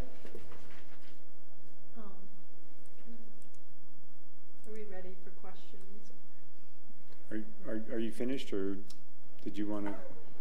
There's a lot of boring engineering sense, but I don't know if you guys really want those up here. No offense, Derek. No offense to Mike. Well, if I'm going to look at boring engineering sets, I'm going to go stand out there because my neck is pretty stiff from trying to look at this screen from this close. All right. Does anyone have any questions? Are there any specific engineering issues you want to raise, Derek, you think, just as a summary or anything? You know, we've worked through a lot of different aspects on this project to open up some parking spaces and to make things more ADA accessible. The work that's been happening lately over there in Cooper associated with the stormwater. We've been rebuilding 7th and Cooper so that it fits into this mold. So that becomes, right now it's a bookend waiting for this to fill in there. You know, I just wish that sanitary sewer wasn't there. That slowed us down. It's expensive. It's stuff that has to get done, and we just can't move any further forward until what you see there in that green, that one line, and the asphalt patch that goes with it all gets completed. And once that can happen, it opens up all of this opportunity inside of here. So we've got all the details in place. The plans are there. We just need, you know, a little bit of time to, depending on what's decided to be put out to bid, to actually make the bid schedules, for me to coordinate with Ricky for titles, so it's not phase 1, 2, 3, and 5, and to actually give it a title that makes sense, and assign some dates for the bidders to meet with us and walk through the site and to answer their questions and to get those numbers in your hands. So. In regard to that, and I guess to Todd's point of trying to focus on what, if anything, we put out to bid and when, can you provide us with your recommendations as to when you would suggest I understand there's certain timing associated with when we can actually complete certain construction activities. And for example, if we're building something in spring of 2018 or spring of 2019, bidding it in July of 2018 is probably not going to get us the best bids. And so can you speak to that issue? Absolutely. So what we do know is knowing that the sewer line has to go in first means that that's the piece we need to concentrate on getting a bid package out almost immediately, really. If it's something that has to be done along with it, and looking at the construction season that we have left, right now we're already into June. You're looking at, for any of the beautification projects, all the surface stuff around the elevators and such, really by the time you can actually start your bidding to having a contractor breaking ground is going to be about 2.5 to 3 months, just because that's what it takes to give the contractors time to put their numbers together, bring it to you, fit within your agendas, do the negotiations, them to order materials, and then to get into the field. Because that sewer line has to go in before any of the stuff you see in purple or yellow up there, what is the beautification, says phase 2 and beautification phase 3. What that means is that those two, the purple and the yellow, can't realistically hit the ground running or break ground in 2018 without us getting forced into the winter construction season. There's probably about 6 weeks of work that has to happen with that sanitary sewer, and if we were to say bid all these together as one lump sum package, the contractor can't really do anything more this season other than the sewer line without him jacking up his costs to consider winter construction, because by the time he would hit to the point of doing concrete work, the snow's falling, which means we have to blanket it, snow melts on it, and all sorts of other things there, which isn't going to be cost effective to you at all. So right now, in looking at this, if I were making a recommendation on what to put to bid, I'd say get the sewer line out to bid immediately so that it can be constructed this fall, starting in September after Labor Day. Get the street patched up completely before the snow falls, and then look at doing the beautification projects, breaking ground on them in the spring. Mr. Gamba asked the question about, well, what does that mean if we put that out to bid now? The problem with trying to put the beautification projects out to bid now is it's 9 to 10 months away from when the contractor could actually begin construction. And right now, unfortunately, we're seeing an increase in the cost of oil and anything associated with it. So our concrete costs are looking to be going up, our asphalt costs going up. We don't have a lot of asphalt, but we do have a lot of concrete in this. So a contractor's it's not likely he's going to feel comfortable about giving you solid numbers now when he doesn't know how that's going to play out over these winter months. So you'll probably see your most cost-effective bidding if we were to put those projects out to bid in, say, October with a due date in December, so that then the contractor could work through negotiations with you over January, February, and hit the ground running in March or April. By that time, he knows what's going to happen. All of the subs, his suppliers, and everything else are going to have played out. Right now, if we were to put that all out to bid, I think they're going to probably say, well, I don't know what's happening. Let's add 15% to every one of those, or let's add 20%. And then it might not play out that way. So it would be better, I think, to your benefit to hold off on putting those into bid, but get this sewer line out of the way. And because we are dealing with some fairly disparate types of items, we have landscaping, we have furniture, we have water features, we have the kind of more typical civil construction work of the streetscape. How many different individual bid packages? I mean, I'm imagining that's not all going out to one bidder either. In other words, we're not going to ask the civil contractor to bid the water features. Am I correct in that regard? Correct. That would be Shannon and mine's recommendation, that you would separate those out. I think what you saw happen in the Underbridge is a really good example of how that separation, if strategically planned and placed and could be put into a box, can really work out to your benefit. When we were looking at the costs from a GC side of things, general contractor side of things for the Underbridge, we were having to add in a bunch of markups. But when Shannon was able to take that package and put it out to a landscaper, actually a mason, because 90% of that work was actual masonry work, the numbers came down for you. And then you were able to work in a few things where you bought the material materials instead of their markups, and it went down even further. So some of those things, especially as related to Shannon's work, she's going to be able to put that into a separate package to bid that should come back much more to your advantage financially if that were to happen. So if I were looking at this, you know, I just mentioned this, the sewer is this piece here that has to get done. It could happen here in this fall. It could wait till the spring. But if it were to happen in the fall, it becomes a bid package to be put out as one package.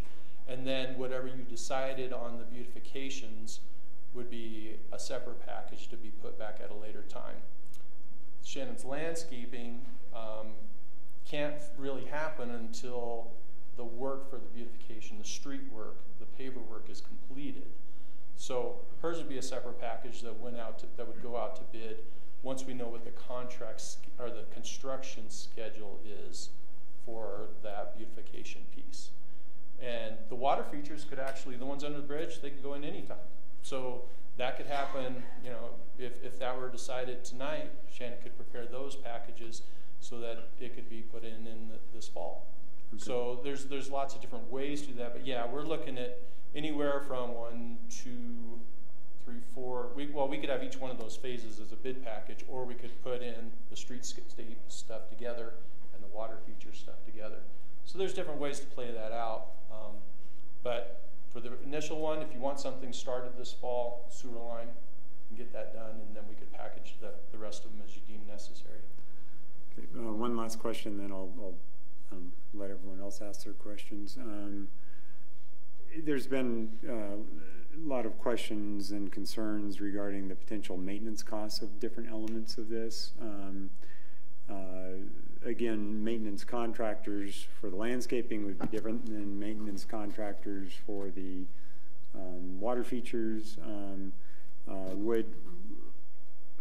At what point would we go out for bids on that maintenance work so that we could have fairly real numbers for those costs? Maintenance-wise, do you want to speak to that? From the landscape maintenance point of view, now that the bid set is ready, real numbers could be generated based on the plan set. They don't have to physically stand in the space to understand what the design is. Okay. So we could get hard numbers. I do have maintenance estimates that I've been preparing just so we know. So I'm happy to share that too.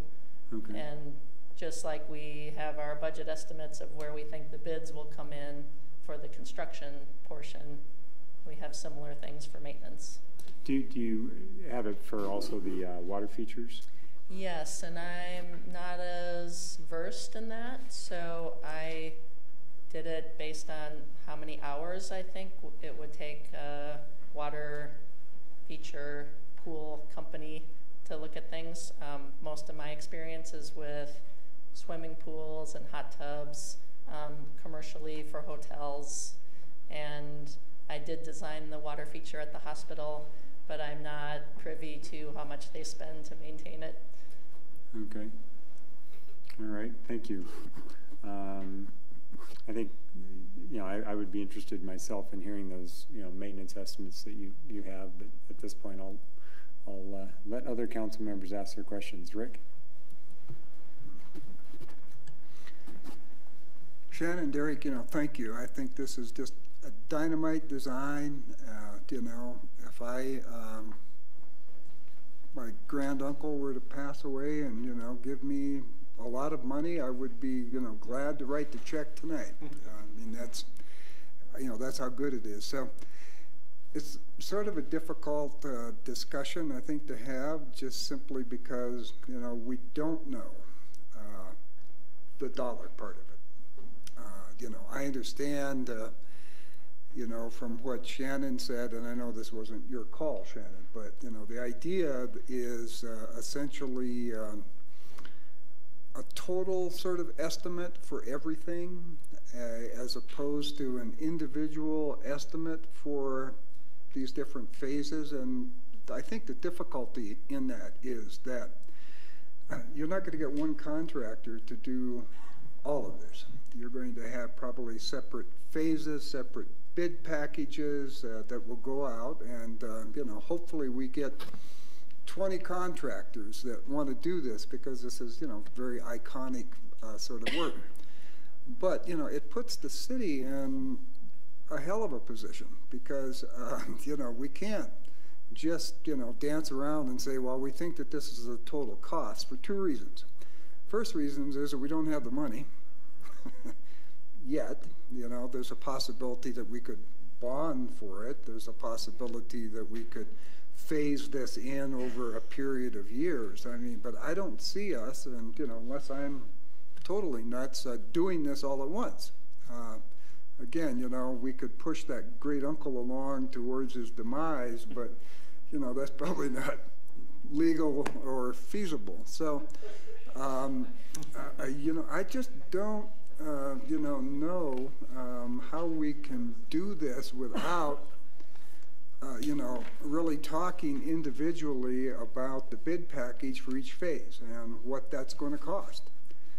So that we as, civic leaders can somehow, again, this isn't your doing. I'm just, this is rhetorical sort of movement here, but might be other kind of movement too. But just to say, that if we're going to look at sequencing some of this, and we're not going to be able to do it all next year, and, it just leaves us at sort of a place where I think that we really do have to divulge what we think the bid estimates are, in a way that helps us structure this going forward. And I think that it's difficult to do the public's work if the public doesn't know, what those bid packages are.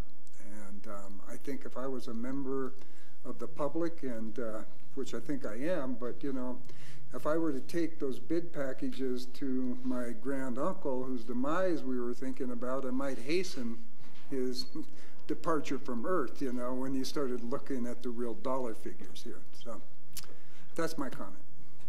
All right, thanks, Rick. Shelley? Let me turn on my mic here. Again, kudos to the DDA and to the designers on the project. It is beautiful, and I've seen what's going on under the bridge, and it's going to be, it's lovely. It'll be very nice. I like the landscape designs and everything. But I do have concerns about the cost, and I have a lot of questions about the cost, and frankly have been asking for transparency on this project since last October. And it has never been brought back to council. So I would like to formally request right now, because I do see that the project has been shrunk quite a bit, but I would like to formally just see us have a very real and transparent discussion about A, scope of the project, B, amount of money that has been spent to date by the DDA and out of city funds on the 7th project design, soft costs and hard costs. And I would like to see the costs, and even if they're generally lumped, so maybe you're not giving away specific, bid. I understand the mayor's logic on that, but we still, in order for us to make budget decisions on this project and try to figure out where the money might come from, we need to have transparency on what the costs are on the project. So I would like to request that we get to see that as soon as possible. If you have it tonight, great. If we need to have a work session with DDA later, we can do that, but I think that will hold up any decisions tonight on trying to move forward on the projects. Again, I love the project, but my understanding is that there was really never a budget from the start. And, at some point we have to get to reality on numbers and figure out how we're going to pay for it. So that's my request at this time, and I would ask for support from other members on council. Is it all right if we just let everyone else ask their questions, and then we can come back to that? Does that work for you? Sure. Okay. Jim? Yeah, thanks, Mike, and see what everybody else, you guys have done a fabulous job. I want to be clear, because I think Todd made a good point of saying what we're being asked to do is to release bid packages, if I'm wording that correctly, meaning to go out and ask for bids. But I think as we heard more from you, and I want to be clear about this, you're suggesting that we go and ask for bids now for the sewer project. Is that correct? Which is, it's kind of being called phase one, but the sewer project is coming out of those sewer enterprise different money. funds. It's coming different pot of money. So that should be considered. I don't think that's really what we're asking. Okay. In this, we're asking about the beautification. Okay, and so trying to that in terms of releasing, if I heard right, you're recommending that we would probably ask for bids for the what I'll call phase 2 through 6 in October, which would allow that work to occur in the spring of next year. Correct. So then for this evening, and there was one possible exception, I think you mentioned maybe water features. We could ask for that. We could break, which is phase 5. That one, I think you said that could be done now. There was no reason to wait for October for that. So if I've got that right, then I don't know if this is a question for you guys or Deborah or us on council, but it sounds like what we're really being asked to decide at this point is should you go ahead and ask for bids on the sewer line, and should you go ahead and ask for bids on the water features? May I? Give me 1 minute. Okay. That's one thing I wanted clarification on. And then the other was in terms of the money.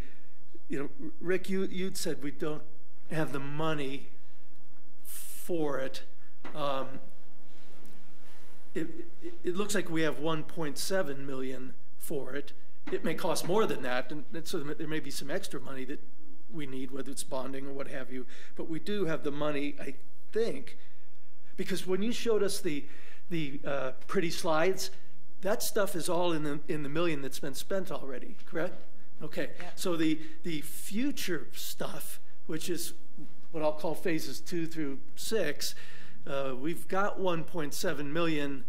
We may need more. Is that correct? Okay. Deborah, go ahead now and come back to that question you had. Yes, staff would like us to release the bid for phase 1 sewer. I would recommend that we wait until we get really good maintenance costs for the water features. We kind of went, we got these bid packages, I think Friday afternoon. We rushed to get them in. And then kind of like after we got them in the packet, we started thinking, well, maybe we want to wait to go out to bid so we get better pricing, but we know for sure the sanitary sewer has to move forward. Right. It's got so some holes in it. Why would we wait to bid the sanitary sewer until we know the cost of maintenance on the water features? No, I'm saying we go bid the sanitary sewer, and I am recommending we wait to move forward on the water features for the month until we get absolutely nothing to do with the sewer. I was confused about that too. Yeah, I think you might have misspoken, because it sounded like, let's wait on the sanitary sewer because... I apologize if I did so. Okay. No, sanitary sewer needs to go. Okay. So if we were, I'm not saying do it now, I'll wait to the appropriate time, but I think one thing, you'd recommend make a motion to say, let's go ahead and get bids for the sanitary sewer, number one. And then we can have some further discussion as to maybe after we hear more about the maintenance costs for the water features, whether we say that's good enough to go ahead and ask for bids on the water features now, because we're not committed to buying the water features, we're just asking for bids. Right. Yeah. Okay, got it. Thank you. And with all due respect, I have not seen any of the maintenance information on the water features, and Shannon, I thought you said yesterday we didn't have them. Am I just confused? No, I didn't have enough background to feel comfortable to say something, but I have since emailed with Leslie Bethel, and she had collected some information, so I have more of a comfort level to share general numbers if people are interested in it. So be super helpful until we have better, sorry to jump in, until we have a very good feeling about maintenance numbers. Those are the maintenance numbers, aren't they? Yeah, That's what she's talking about. So Well, in the budget- spirit of not having new information sprung on us. the I night before. agree. I would, with respect to that, we do have a new policy now that we're trying to not respond to new information that wasn't in our packet. So in that regard, you know, I apologize, but we might need to discuss this at a future meeting. But yeah, so I think, you know, there's no reason that information can't be shared, but in the spirit of that policy, I would respectfully suggest that we not make a decision on that tonight, perhaps. So. Can we have the information if it's available and pertinent to this project? Well, that's what I just said. I said I'm fine having that information shared, but that we just aren't tonight. But we're not necessarily going to react to it tonight. Right. Okay. Does that work? So what information are we sharing? Yep. She has maintenance costs. No, I'm not comfortable with that because I don't know where that information is or where it comes from or who's it's fed by. I used to run 4 pools for the city of Aspen, and these water features are pools. They have to be chlorinated, they have to have UV, they have to, we're talking, are they sand filters, diatomaceous earth? I mean, they have to be treated the same way we'd treat any commercial pool. And that is not something we can just look at. And I don't think she said that it was just pulled out of the air. I think it was based on information prepared by Leslie, and you know, that's precisely why we're not going to comment on it tonight. I don't even know if having that information presented is, because Leslie's not here to ask Leslie where her sources were. I would like to see Brian, who runs our city pools, in conjunction with possibly Colorado Poolscapes, actually go through the process to give us something, because I just have no way of evaluating this, because it's the person who's providing the information isn't even here to. And we're not being asked to evaluate it tonight. That's my point. We're not being asked to make a decision on it. We're not being asked to even react to it. We're just. Is it going to be presented publicly, I guess is my question. Is that? You know, I don't have a problem with maintenance numbers being presented publicly, and you know, I think Shelley, you were interested in seeing the information, right? Am I correct? I'm interested in seeing it, but it hasn't been reviewed by staff. I mean, I'm interested in seeing all the numbers on this project, which we have not been allowed to see. So, yeah, that's what I'm interested in seeing. But I'd like to have it presented in a way and make sure staff has had a chance to look at it. And, you know, we just have, just as Jim mentioned a minute ago, we need more information. I mean, we're being piecemealed along. We've bought granite and we're getting great deals, and that's great, but we keep having little pieces of this brought to us, and we're asked to make a little decision, and oh, you'll get more information later. Well, I think we're at later. We have decisions. The next item on our agenda is to make some decisions on project funding, which we cannot do without full disclosure on the scope and cost of this project. That's what I'm asking for. That should include maintenance costs, but I understand Councilor Godey's concerns too, that we don't know the source on those right tonight. Fine. So I guess we won't divulge. We'll go ahead and continue to keep that secret for the time being, and then we'll have that information at a subsequent meeting. So and that discussion, whether we want to move forward with the bid open, you know, or the bidding process for the Phase 5 water features. So Shelley, your button is or your light is flashing. Is there any further comments you wanted to make? Well, my only question was, and I think you wanted to go through everyone else's comments, but do I need to make a motion to ask that this project information be made public? Or do we have consensus on council that we can? I would love from staff's perspective that something like that be a motion, only because I don't want any confusion about what we're doing. You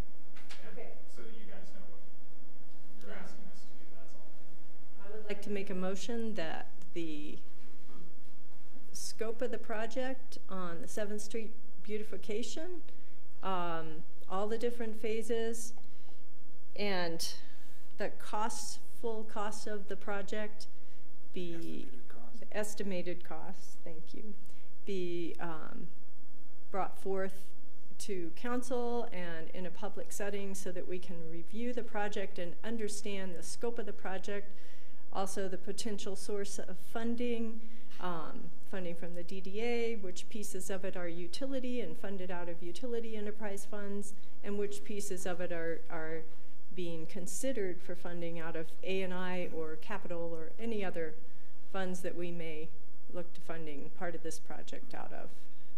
And also over a period of time? Well, I'd like to see all the different phases. Again, this is only showing a block and a half. My original understanding of this project was that it went all the way to Colorado and it went all the way to Blake, in front of the,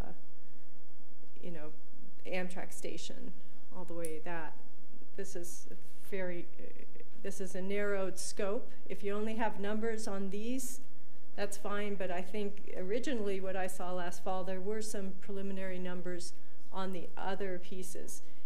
If the DDA does not foresee finishing this project out, then I think that needs to be part of the public information. But if we're looking at phasing that over a long period of time, I'd like to at least have an idea of where we're going on this. And I just think, I like the project and the concepts. It's beautiful, but we just need to understand where we're going. So that's what I'm requesting. Is that? That was about the longest motion I think I've ever heard.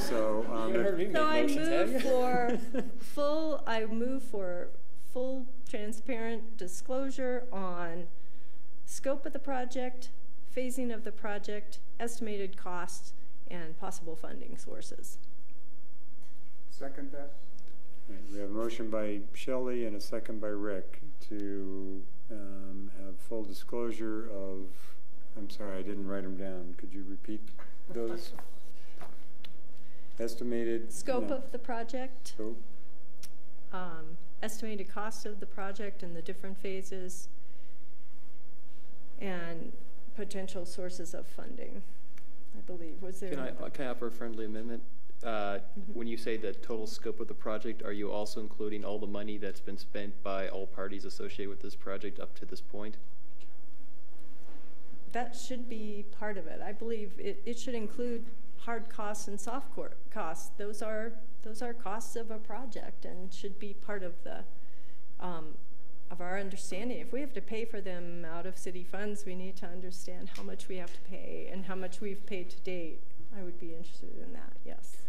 Okay. It would be good, just as a comment, to have sort of a 1, 2, and 3 year look at this as well, because I don't see us bidding all of this next spring, and if it comes in at $10 million, we've got. And that's what I mean by scope and phasing. By scoping, okay. Right. Mm-hmm. All right, we have a motion by Shelley and a second by Rick to publicly disclose the full scope of the project, the estimated cost by phase, and potential sources of funding. Is that generally a fair restatement of your motion? Yes. Okay. Any further comments or any comments? So maybe I should make a comment now. I don't know. I'm not quite sure, but I'm not quite sure what part of that motion isn't out there. I mean, here's the project. I mean, we've been working on this for almost 3 years, and we've seen it in every different iteration that there can be, and we have phase 1 through phase 5, and it's all right here for the public to see. We've talked about many, many, many times different ways of funding this, whether we bond for it or not. I'm just not sure what part isn't being transparent. I mean, I realize. Do you see costs on this? Do you know how much? Can you tell me how much this project cost? Well, we have that documentation in our hands. I mean, from this morning, and we have some estimates that we've been given throughout the throughout the last at least 6 months from the DDA. So I have a pretty good idea where the numbers are. I mean, but that's kind of what we went over this morning, so I have an idea of where that is. So, and again, I'm just saying, I'm not even necessarily opposed to your motion. I'm just saying, I don't understand it because it's all out there. I mean, we already have those numbers. We have phases. We have sources of funding we've discussed. We don't know where that's going to go yet because at the end of the day, we still need to bid it so that we actually know how much money it is going to cost. And it's not my turn to speak. I'll let you speak, but No, go ahead if you want to jump in, because I'm just confused. I'm trying to get unconfused. Well, I'd just like to say that I've gone back through meetings, back starting in January, and we have been presented small pieces of this project, but never a clear presentation of different phases, costs, and sources of funding. And that's what we've been there. That was requested at a February meeting. It was requested at a March meeting. And even this, what we're presented tonight, the phases have changed now. The underbridge work has been taken out, and I know we've spent money there in 2018. I'm just saying there is not a clear picture of this project to council. Most council members, as I understand it, I certainly am not clear on what this project will cost at build out or estimated, and I think that's important to move forward on it. It's certainly important to me. I need to understand, you know, if I'm going to go build something, if I'm going to go build a house, I'd like to know that I have funding to go beyond my foundation. Actually, the first thing you're going to do if you're going to build a house is you're going to get an estimate for, you know, what you want to build, and then you're going to go out. I'm going to have clear plans and an estimate. That's what I'm asking for tonight. But then you're going to, but even that, an estimate is just an estimate, and then you're going to go to a contractor and say, give me a bid, and then when you have a bid, then you have a real number. But my initial estimate will help me define my scope of the project, and that's what we're asking for. And if your estimate is way high or way low, then your decision was based on faulty information. And we work on engineering estimates for most and all of our projects, so I don't understand why this one is different. Well, I will remind council that we had an engineer's estimate on the West Midland Trail of $700,000, and the project came in at $2.2 million. And I don't anticipate that we will have that level of error in this engineer's estimate, but the point is, it is just an engineer's estimate, and until we actually have a bid, the question before us tonight is, do we go out to bid to get real numbers? And what can we as a city do to obtain the best numbers that we can get? If through our process, for example, if we, despite our engineers' recommendations, if we said, okay, we're going to go put phases 1 through 6 out to bid with one contractor, and we're going to do it tomorrow. Okay, that would be ill-advised, because we're going to, as was pointed out tonight, we're going to get added unnecessary expenses built into that bid. So that's not advantageous for the city to do it that way. Just like, you know, telling, you know, every contractor in the world, yeah, we're willing to spend X number of dollars on this project, and how much you going to charge us for it? You know, that's exactly what we're being asked to decide right now. I don't believe that's in our best interest. You know, there will be not $1. The dollars that have been spent, we have seen. We have that tonight. We talked about that tonight. That was the first part of the presentation by Jen. We know that we have committed $996,924 to date on this project.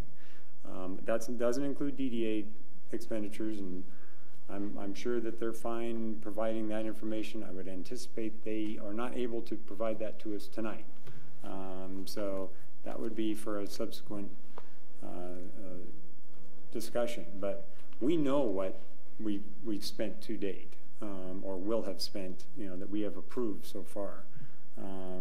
That's not in question. The only thing in question is what we haven't put out to bid, what we haven't contracted with a contractor, and we won't make that decision until that bid is public. We'll have a bid opening. We'll hopefully have many bidders there. We will see every bidder's numbers. We'll see our engineer's estimate. We'll see where they fall, and you know, then we can have the discussion of, you know, is this acceptable? Is this not acceptable? Are we going to fund this? Or are we not going to fund this?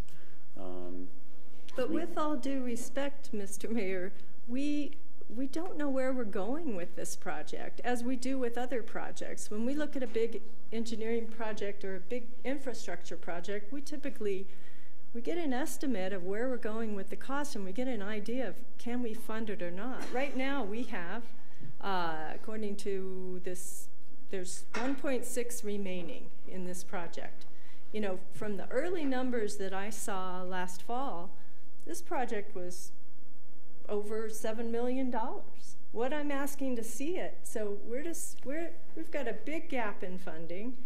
Where's that money going to come from? How are we moving forward on this? And I don't even know if the 1.6 that we had budgeted for 2018 can even finish this first phase of beautification. And I'm not comfortable moving forward into our next discussion this evening on bonding without having some idea of where we're going on this project. And I don't think it's fair to the DDA to keep kind of moving forward and spending money on planning and design when we don't even know if we can fund the project. All right, Jonathan?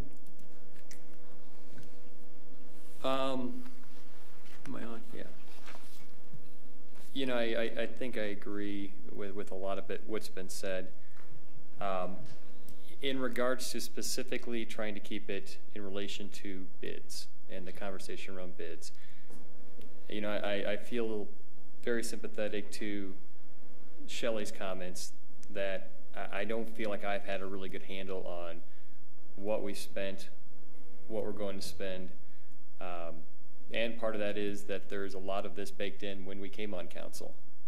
But we've been on council for over a year, and I'm still not very clear. Well, I hadn't been clear. You know, I think the idea that, yeah, we do have these secret numbers that were shared to us today in executive session.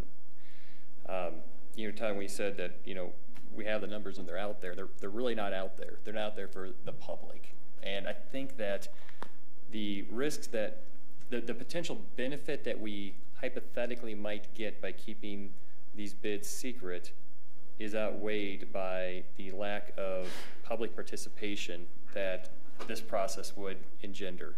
I think that if the public, if we knew, because I'm not quite sure that this, well, I'm not going to say how much it is, because again, that was an executive session, but if some of these numbers were to come to light, there's some members of the public that would say, what? That is crazy. You need to spend more money on the core and the heart and soul of our downtown.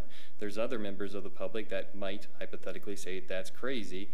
We can't be spending that much money on one block. And you'd have everybody in between. But because those numbers aren't out in the public like they are with every other project that we do, the public does not have an opportunity to participate in executive session to be able to comment on these numbers.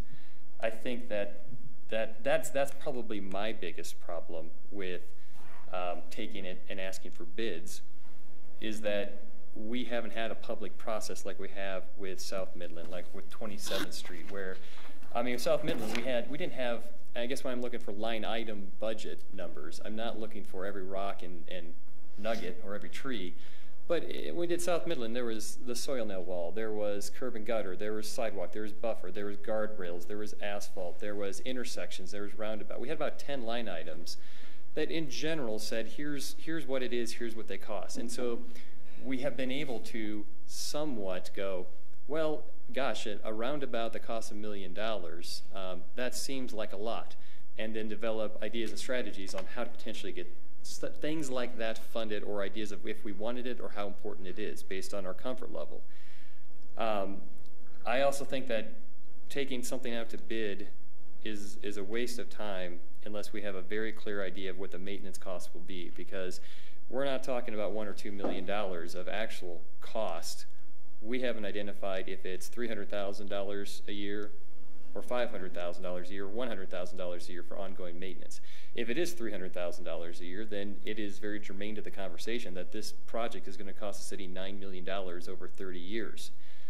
That's significant because I don't know where that money comes from other than to take it and raid further the A&I money that we have, or identify another source of funding. So if that maintenance money has not been identified as a source of funding, I don't feel comfortable going out to bid. I've also heard from a number of people that this is not regular order, that this is not how things are done. And I'm okay with doing things different and how things aren't regularly done. But when it comes to transparency and potential transparency with the public on these things, I just feel that that outweighs us being cutting edge. I mean, there has to be many other towns and cities who have thought about this, but they don't do it this way. We didn't do it this way when I was at the city of Aspen. There's no other municipality that I know of or have heard of that does it this way. We've had staff say that they've never heard of other places do it this way. And so I am just very doubtful, because I haven't heard any compelling argument that, you know, what we're trying to ask is how do we get the best possible bids? And so, you know, I would like to hear from people who've done this before at the engineering level for a city. You know, do we feel that going down this route will be, I want to put staff on the spot. I mean, Shannon, have you ever done this before? Have you ever gone without engineering estimates to bid? Have you ever been experienced with having a city or municipality do it in secret without any public input on the cost of a project? So it's not really in secret. We've been taking direction from you all. So we have been preparing budgets through this whole process, and we have been value engineering and pulling the prices down. There's been a whole process. You all asked us not to say it in a public setting so that... It's you all. I never asked that. No, not so, council. Yes, council actually said that. Not council as a full board. Yes, council actually said that at prior meetings, but anyway, so, let Shannon finish, please. So we are here, we are your consultants, and well, we are... I understand that. I guess my question is, have you done this before where the public has not seen engineering estimates for a project of this magnitude? Yes, for the same reason that the bids weren't made known of what the final number was going to be. So I have done that before, and I understand the reasoning, and it makes sense to me. So for you all to say, let's see how these numbers come back and make decisions, I respect that. And I've been really cautious not to say out loud prices. I think even at different times I've had to look at Carl and say, can I say that price? And you said no. So that's based on that original. Yeah. So anyway, that's and you know, I'm sorry to put everybody on the spot here, and I don't want to go line by line and talk to every single person on city staff in the room and say, have you ever done it this way? Have you ever done it this way? But it just is not something that I really care to do without the numbers. And we don't have maintenance numbers. We don't have a breakdown, a relative breakdown of the elements of the project. And unless we can get those and have some kind of public awareness of what's going on here, I'm just not wanting to go out to bid to something. And honestly, it possibly doesn't even matter that much if we're not going to go out to bid until October. We have time to get that information. The decision doesn't have to be made tonight to take this out to bid tonight, other than the sanitary sewer, because we're not going to be, I mean, all that being said, don't need to know until the fall. I'd like to make a decision, but we haven't had a bonding conversation on if we're going to bond for this. And how can we? Because we're going to have a bonding conversation in the public, but we don't know, we can't share what the cost is with the public. So that's, I guess those are my comments, and yeah, thank you. Okay. Shelley, your May I button? just reply to the maintenance question? The landscape maintenance is very similar to what you have in the space. We have the plaza space, it's now sunken. There are plantings and trees, there's an irrigation system, there's beds that aren't presently being maintained, but our volumes of spaces and the quantity of plantings is very similar. So that type of maintenance, the city isn't really incurring something new for the landscape installation. The water elements, that is a new cost for maintenance. And so that is something that will be good to consider when evaluating those. The streetscape improvements, the hardscape improvements, it's very similar to the green spaces just rearranged. So the maintenance is similar. Shelley, your button is flashing again.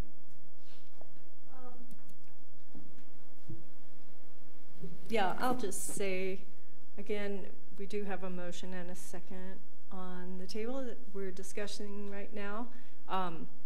And you know, I apologize. I don't mean to be putting contractors on the spot. I understand if you understand that you have gotten direction from council, but I will just say that I'm surprised by that and baffled by that, because there have also been members of this council that have been calling for these numbers and transparency on this project since last fall.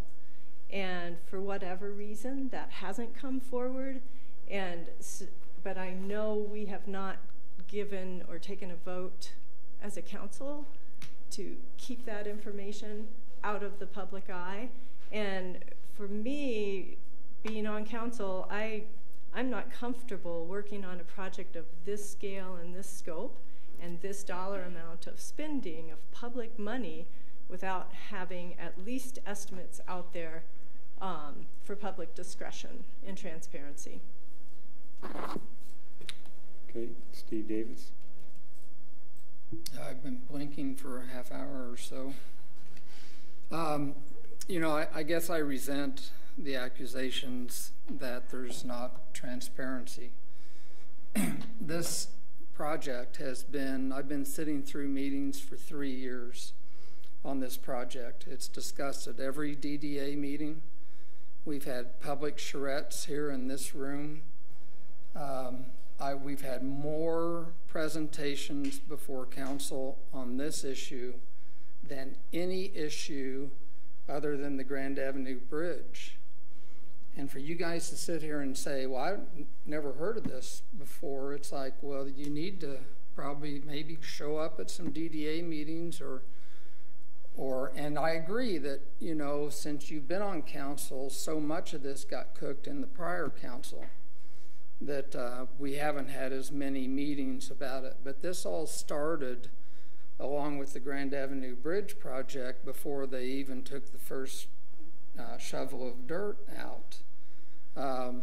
There certainly are estimates out there. We've talked about it. We know kind of where this project is. There's certainly full engineering on this project, full architectural details, and for you to say that we haven't had that brought forward or that we haven't had transparency to the details on the project, they're certainly, if they're ready to go out and bid package, they're ready for in full detail to be seen.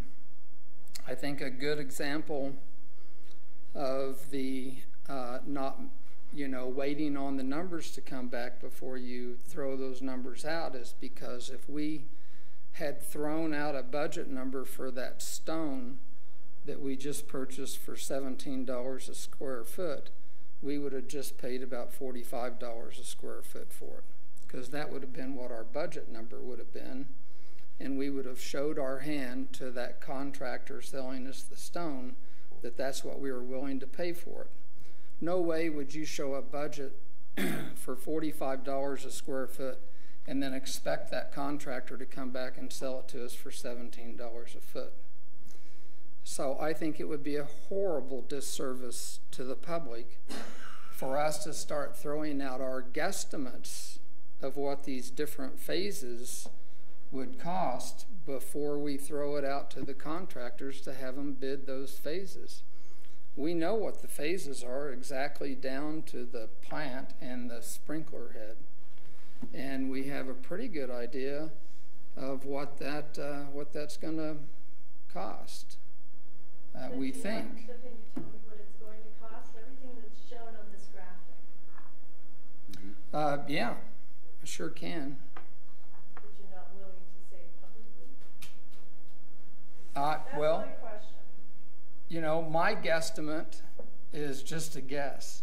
I would have guessed the stone was $45 a square foot. I appreciate the fact we bought it for 17. And I do too. I think I think part of it. I'm sorry. How about we do this in order? We've got still Mike. 3 blinking lights going. So Thank you. Finish with your comments, Steve. I guess. Sorry. Rick. Well, thank you all. I just want to get back to the idea that we would even think about bidding phases 2 through 6 in October without having the money on hand. Isn't it illegal to bid something when you haven't identified a source of funding? And if you haven't identified a source of funding,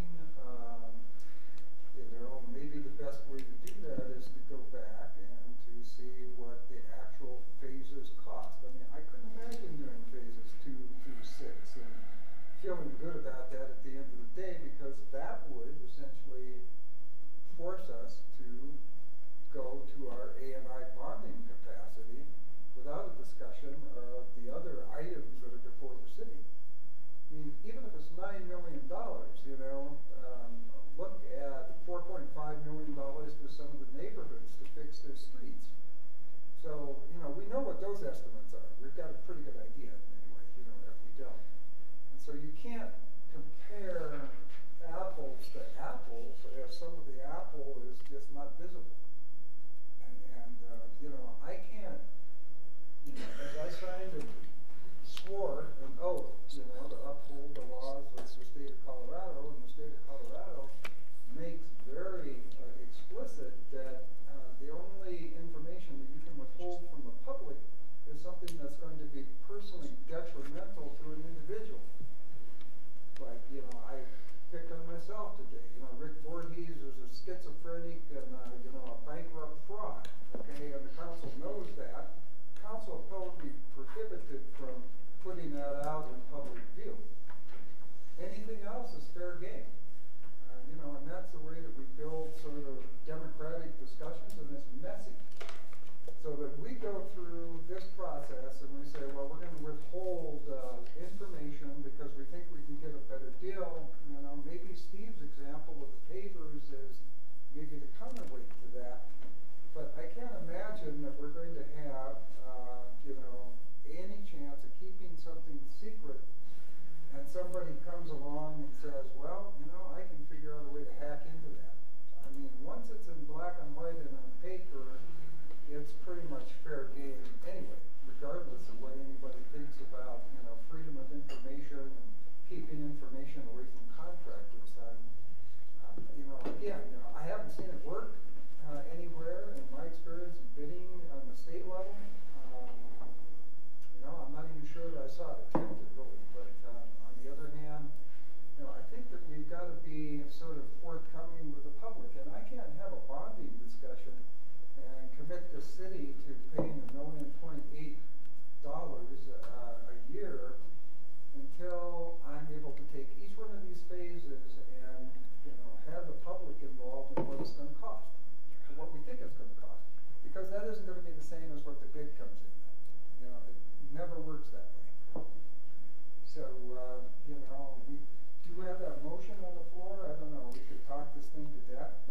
we still have three lights flashing, and so there's still discussion. Yeah, we'll have 4 and 5 flashing here in a little bit, but I would like to call the question soon.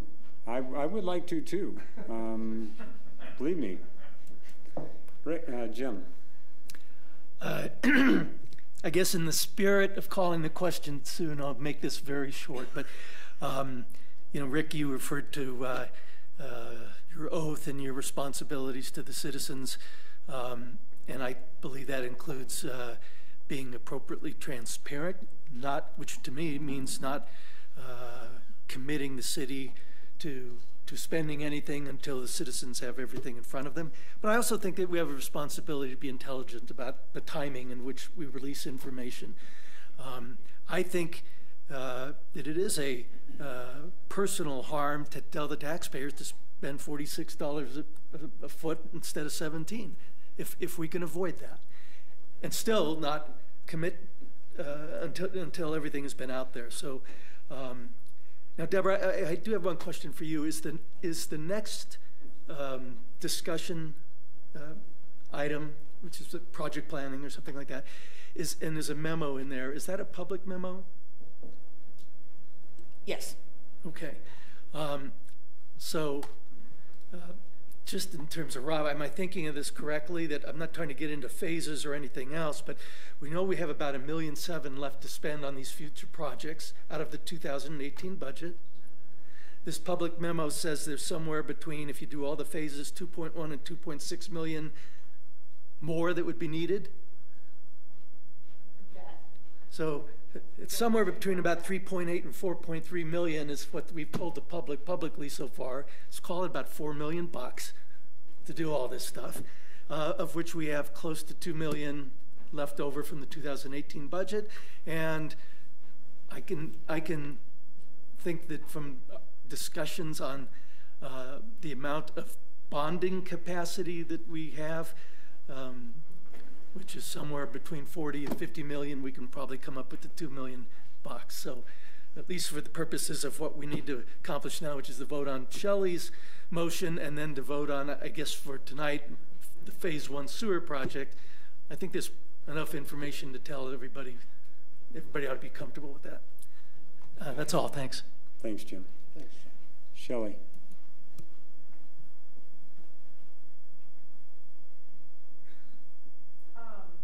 I would just like to say that in speaking to Jim's comment on the memo, in the next packet item, I have questions. The numbers aren't necessarily coming together on that, on all those different phases, and some of the other information that we've seen, to add up the same way as that memo that's in the other packet.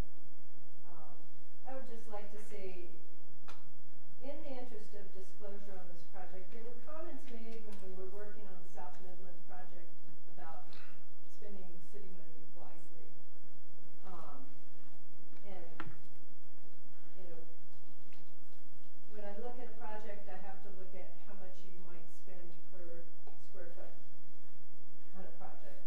And, you know, just running quick numbers comparing, say, on South Midland, that project came somewhere into roughly like $32 a square foot is where, if you just run a very rough number on total project estimate on length of the project and width of the right-of-way, including the sidewalk and everything.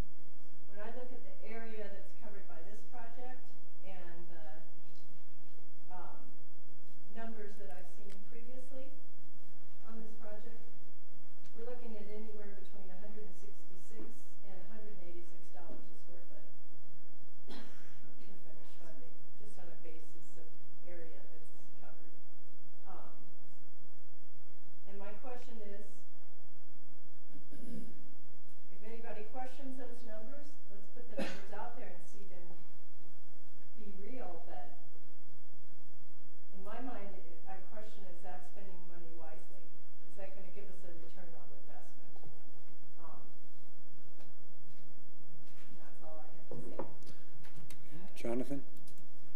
I'll make it real quick. I think to the 17 versus $42 a square foot for pavers, situation where I had $4 a square foot budget for flooring, so I was going to do carpet installed. We went to the flooring store. We only had 450 square feet to do, and the guy said, very similarly, I have some leftover pallet.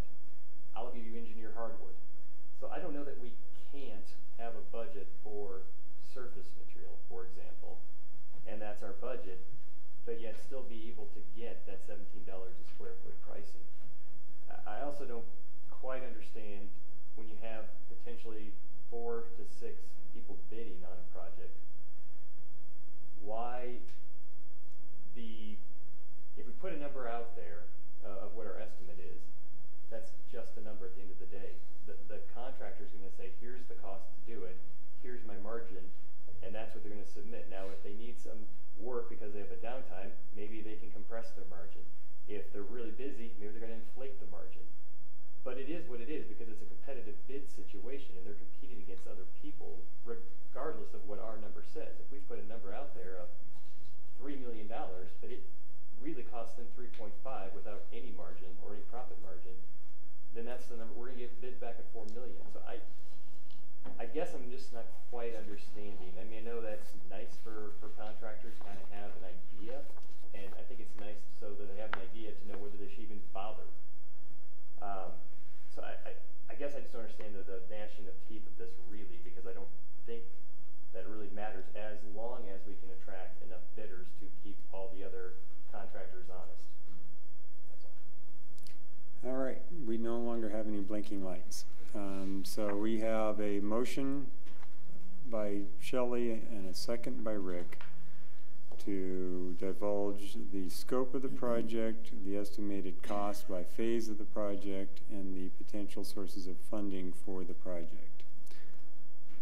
I'm going to say this, but please no one say yes. Is there any further discussion? All right, let's go ahead and call the question.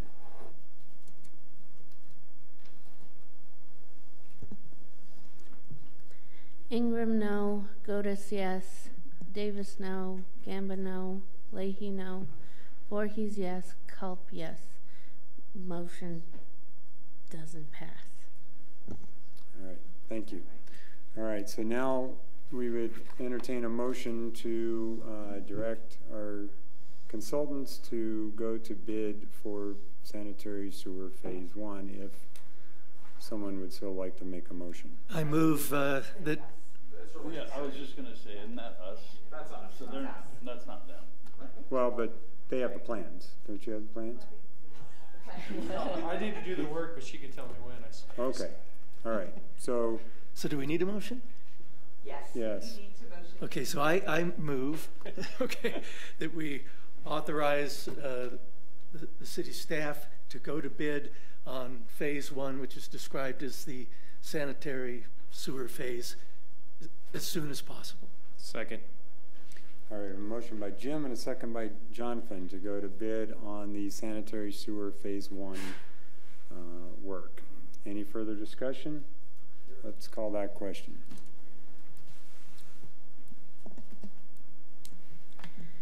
Ingram, yes. Godus, yes. Davis, yes. Gamba, yes. Leahy, yes. Voorhees, no. Kelp, no. Motion passes. Okay. Is there anything further to discuss regarding 7th Street? I guess the only thing we have is what are we bringing back, and when do you want to make a decision on the bid packages? On the other bid packages? Yeah. I would suggest we whether we can fit it into our July 5th agenda or not, we have the consultants bring back the maintenance costs that they've developed and any of the other information that we were talking about with, so we could have that discussion and then we could, yeah. Can I have that in the form of a motion? I'm sorry, I hate to do this to you guys, but this is a tough issue for everybody, and Okay. I want to be really clear that we get it right from our standpoint of getting you what you want when you want it. I move. What is the Just when do we bring back and what do we bring back? Or when do we bring back the bid packages? I know there's this question on maintenance, but I just would like to know exactly what you would like to have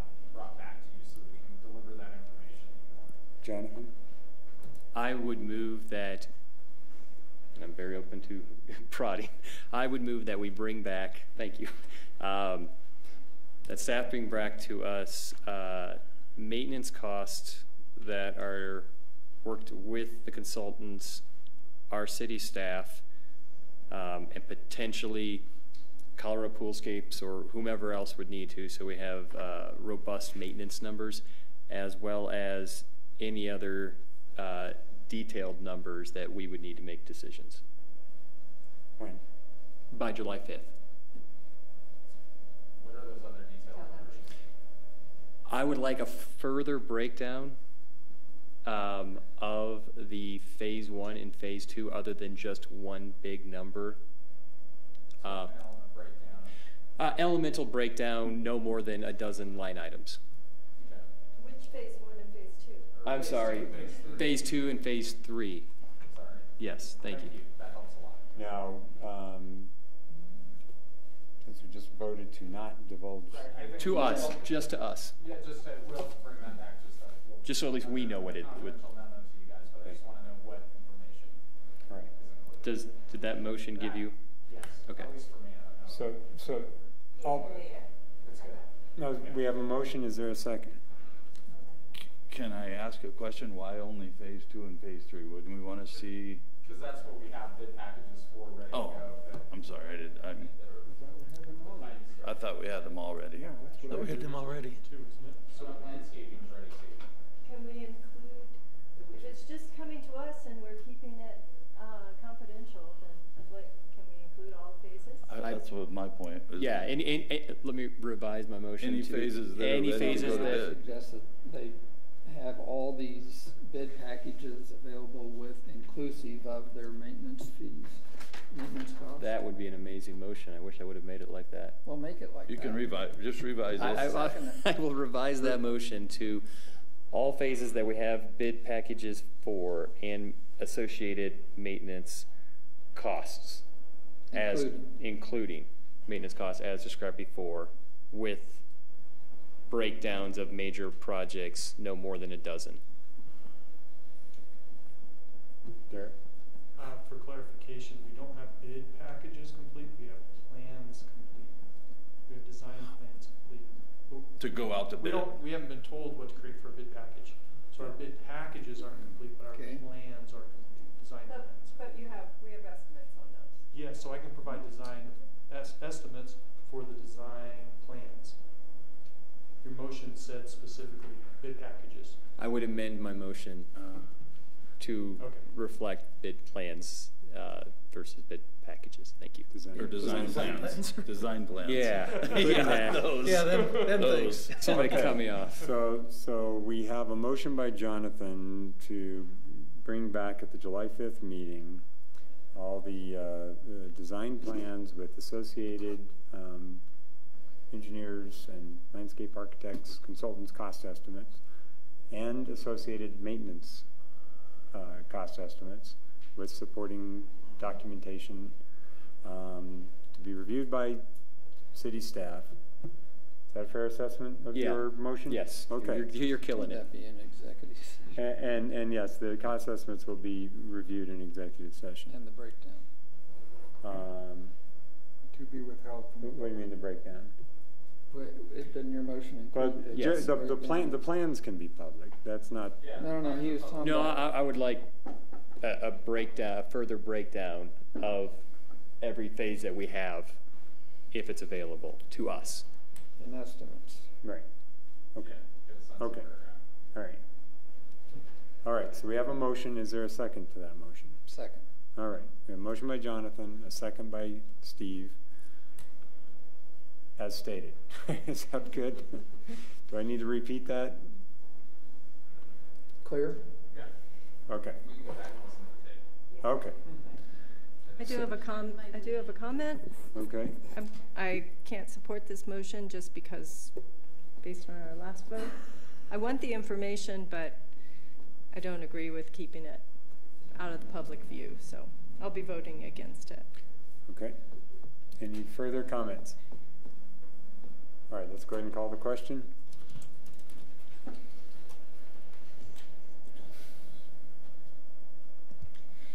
Ingram, yes. Godus, yes. Davis, yes. Gamba, yes. Leahy, yes. Voorhees, no. Culp, no. Motion passes. All right. Are we now done with this issue? No. Just for tonight. Okay. Does anyone mind if we take a 5-minute break before we go on to the next item? Of course you can. I was thinking maybe now might not. Maybe we want to put down the project planning to either Monday or the next time because we now don't have to know what we're going to bond. Well, I'm good doing it, but well, plus we need to have this conversation that we just had for the last 2 hours, which is not what we were supposed to be talking about. We've got to get clear on this. I mean, it's not fair to bring guests into our meetings that are here to deal with something else, and we're dealing with this stuff. So we as the council have to get clear on how we're going to do this. It's not right. It's not fair. This discussion wasn't fair to put people through who did not show up to hear this discussion. And we got to get clear and get our act together, I think, before we talk about any more projects, before we talk about bonding anything, so that we understand what is the process, that we all understand what the process is. Because this is one of the most frustrating things I've done in 7 years. does that mean we want to talk about the next item or you don't? I don't think it's worth it tonight. We're going to go right back into this discussion again. And we got to get clear on how we're going to do this. And everybody's, good, bad, or indifferent has to agree. I am fine with that. So that would be. I just tabled it. That would be agenda item 18. Do we need a motion to table it, or I'd just motion to table it? Yeah, I would suggest that you put it off until you've had the further discussion on 7th Street, because that's going to help define this. So let's just table it until sometime in July. Point of interest. Where are we at if we need to have a conversation on bonding to move 27th Street forward? We have time. July? Yeah, because we're not out. I can. Yeah. Okay. Thank you. That's. when do we anticipate 27th Street? I know that's not the agenda item, but do we have any guess as to when 27th Street will go out to bid? So you need a motion for that? Because I'll give you a motion. Let's hear this first. We do need to, we have a construction management contract out right now. We're advised by CDOT that should go out before our construction for the entire project. So I do need some approval for funding for that. And I think our estimate for that is about 1.2 million right now for the construction management alone. And I don't recall the exact date that those proposals are coming back, and those proposals come back without pricing because of the CDOT process. But I believe it's in early July. So I would need some sort of approval to move forward with funding for that element of the project. And so that approval would need to happen like either in the first July meeting or of July August? would probably work. 1st of July?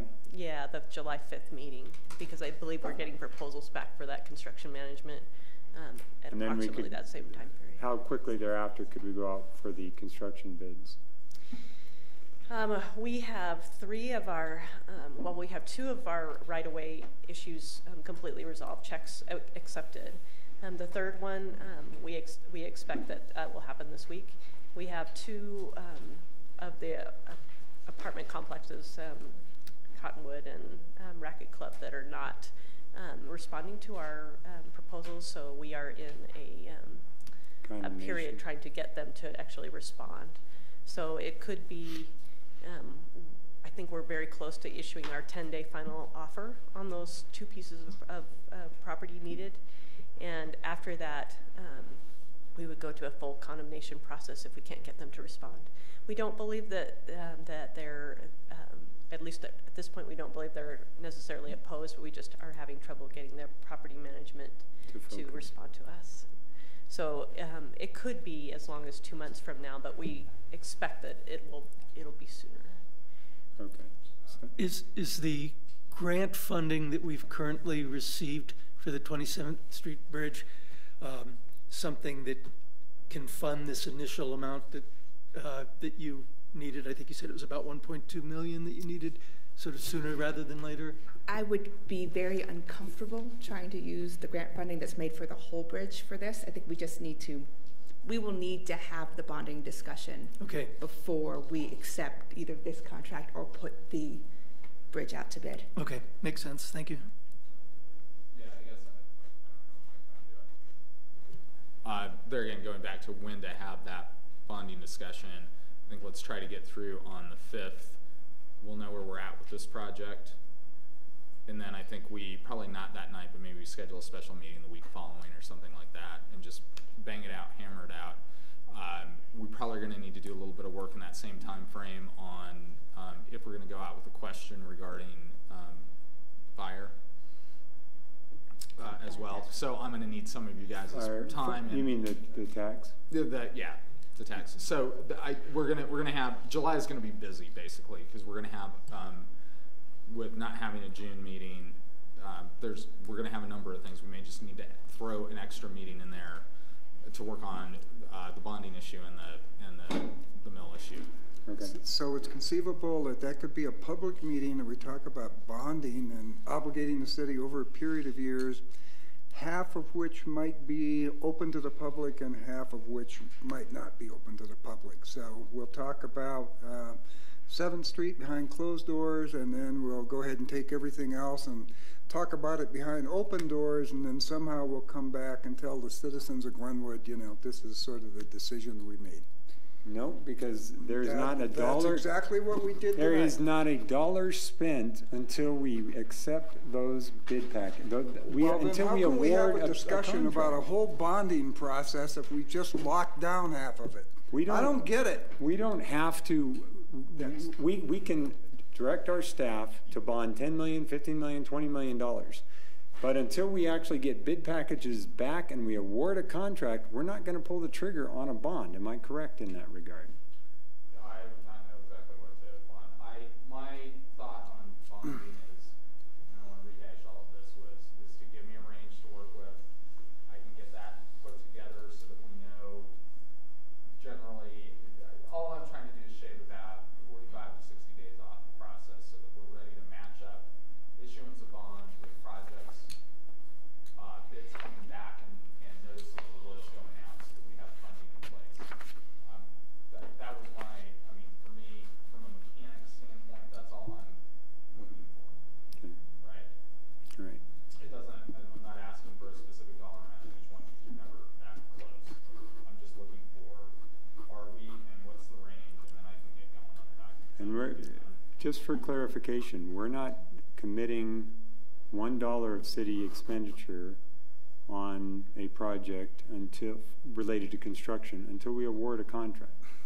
Until you award a contract, there's always the ability to reject all bids. Until you issue a notice of award, we haven't obligated the city. My true up is I need to make sure that you have sufficient funding at the time of notice of award to issue the contract, because obviously we can't issue a contract for which we don't have sufficient funds to pay. Right.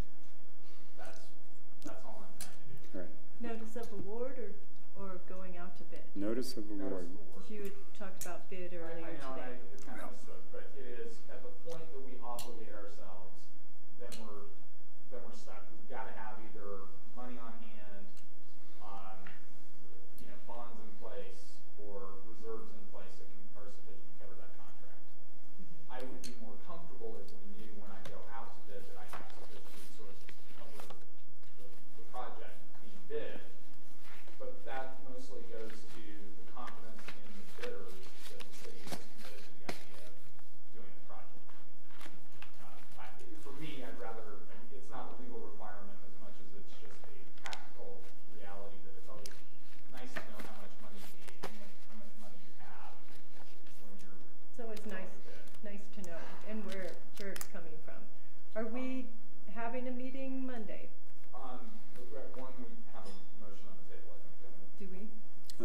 Not yet, but we were going to get one. And what was the motion to table? Did you make that motion? Did you want to make? Did someone want to make a motion to table agenda item 18, the project planning discussion? My suggestion is you guys' call. My suggestion is that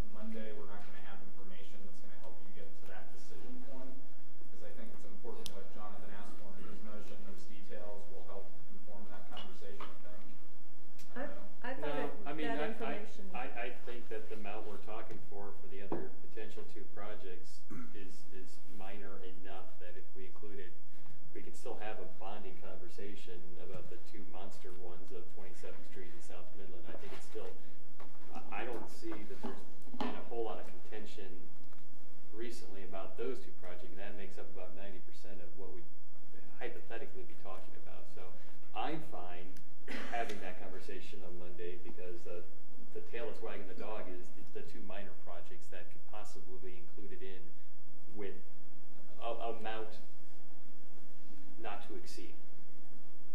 I don't want to meet just to meet. If we're going to sit around and talk for 3 hours about 7th Street, I'm probably not in favor of meeting, but I know that has to be the conversation. I think we can probably knock out 27th and Midland in that conversation, give Carl some direction on that, and give ourselves enough wiggle room to allow the space to have a conversation.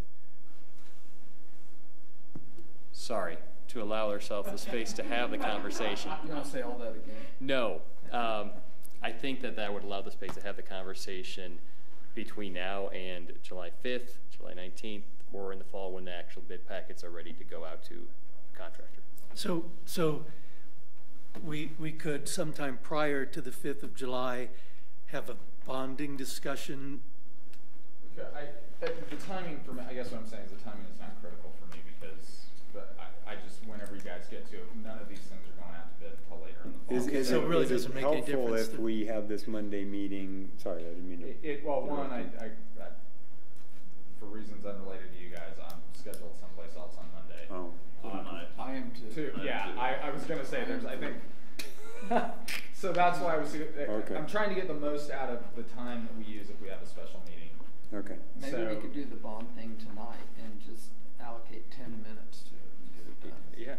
Just Well, yeah, you guys may well. But we're not going to talk about. Okay. Well, actually, it's still on the agenda. Nobody's made a motion to. Do you guys want to take a 5-minute recess because Mike's getting desperate? Right. And we can come back and finish the conversation on whether you want to have the conversation today. My gut tells me that you guys are all kind of on board in the same place. As far as that stands after the last conversation. I think so, and just because we commit to some projects doesn't mean we'll ever do those projects. Right, and I mean in that idea of if you're willing to bond for them. So why don't, if I may, let your mayor take a break. Okay. Well, it's not just for me. I mean, I can actually. Okay. Okay. All right. So a 5-minute break. Let's be back here at 20 after 9. Per that clock, I guess 9:16 per that other clock. I think we could knock out the bond. Yeah, I don't even need to talk about it. Does 15 million sound about right? Okay. Oh, I mean, 15 million, 6 million for South Midland, 6 million for the bridge. That leaves 3 million. Well, we've got no question. We've got 2 rivers. The bond. Yes. I mean, it was a bullet point on the bond.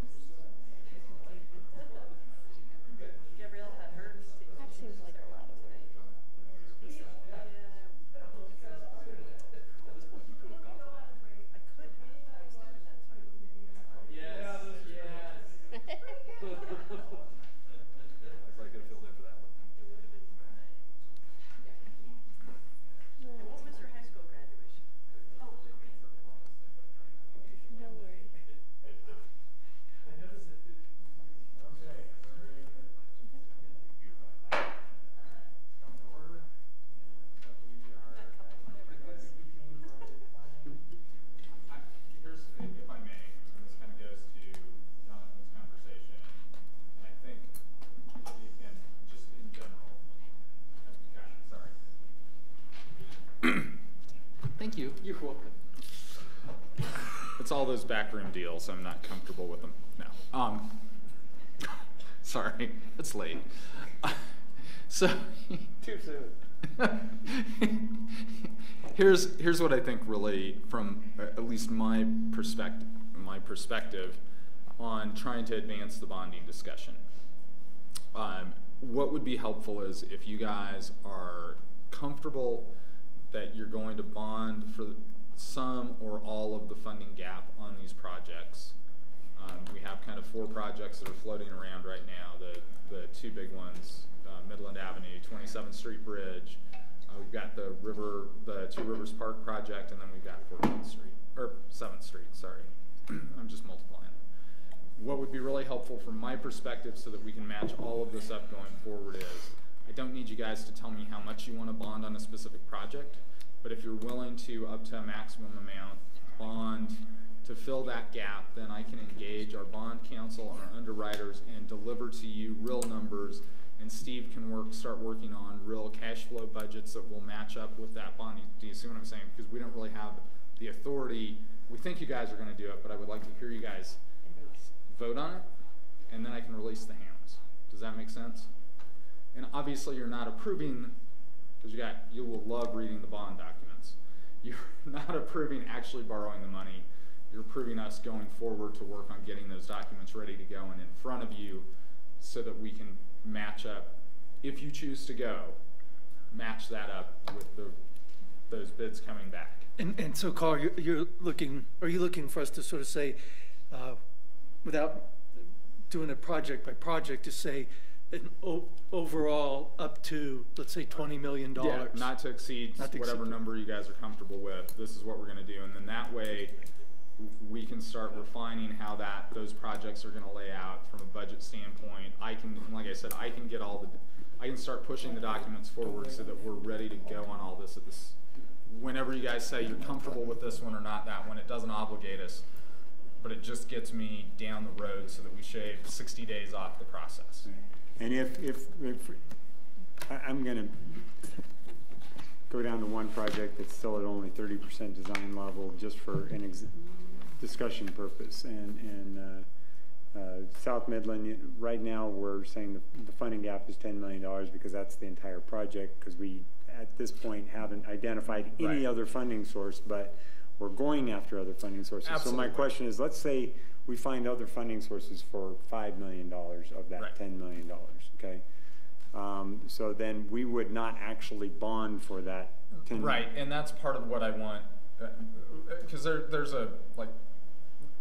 what I really want is my ability, because I don't want to be spending your money without authorization, right? To start refining those, how we're going to frame that bond issuance. Is it going to be a series? Is it going to be whatever? You know, there's only so much free advice you get.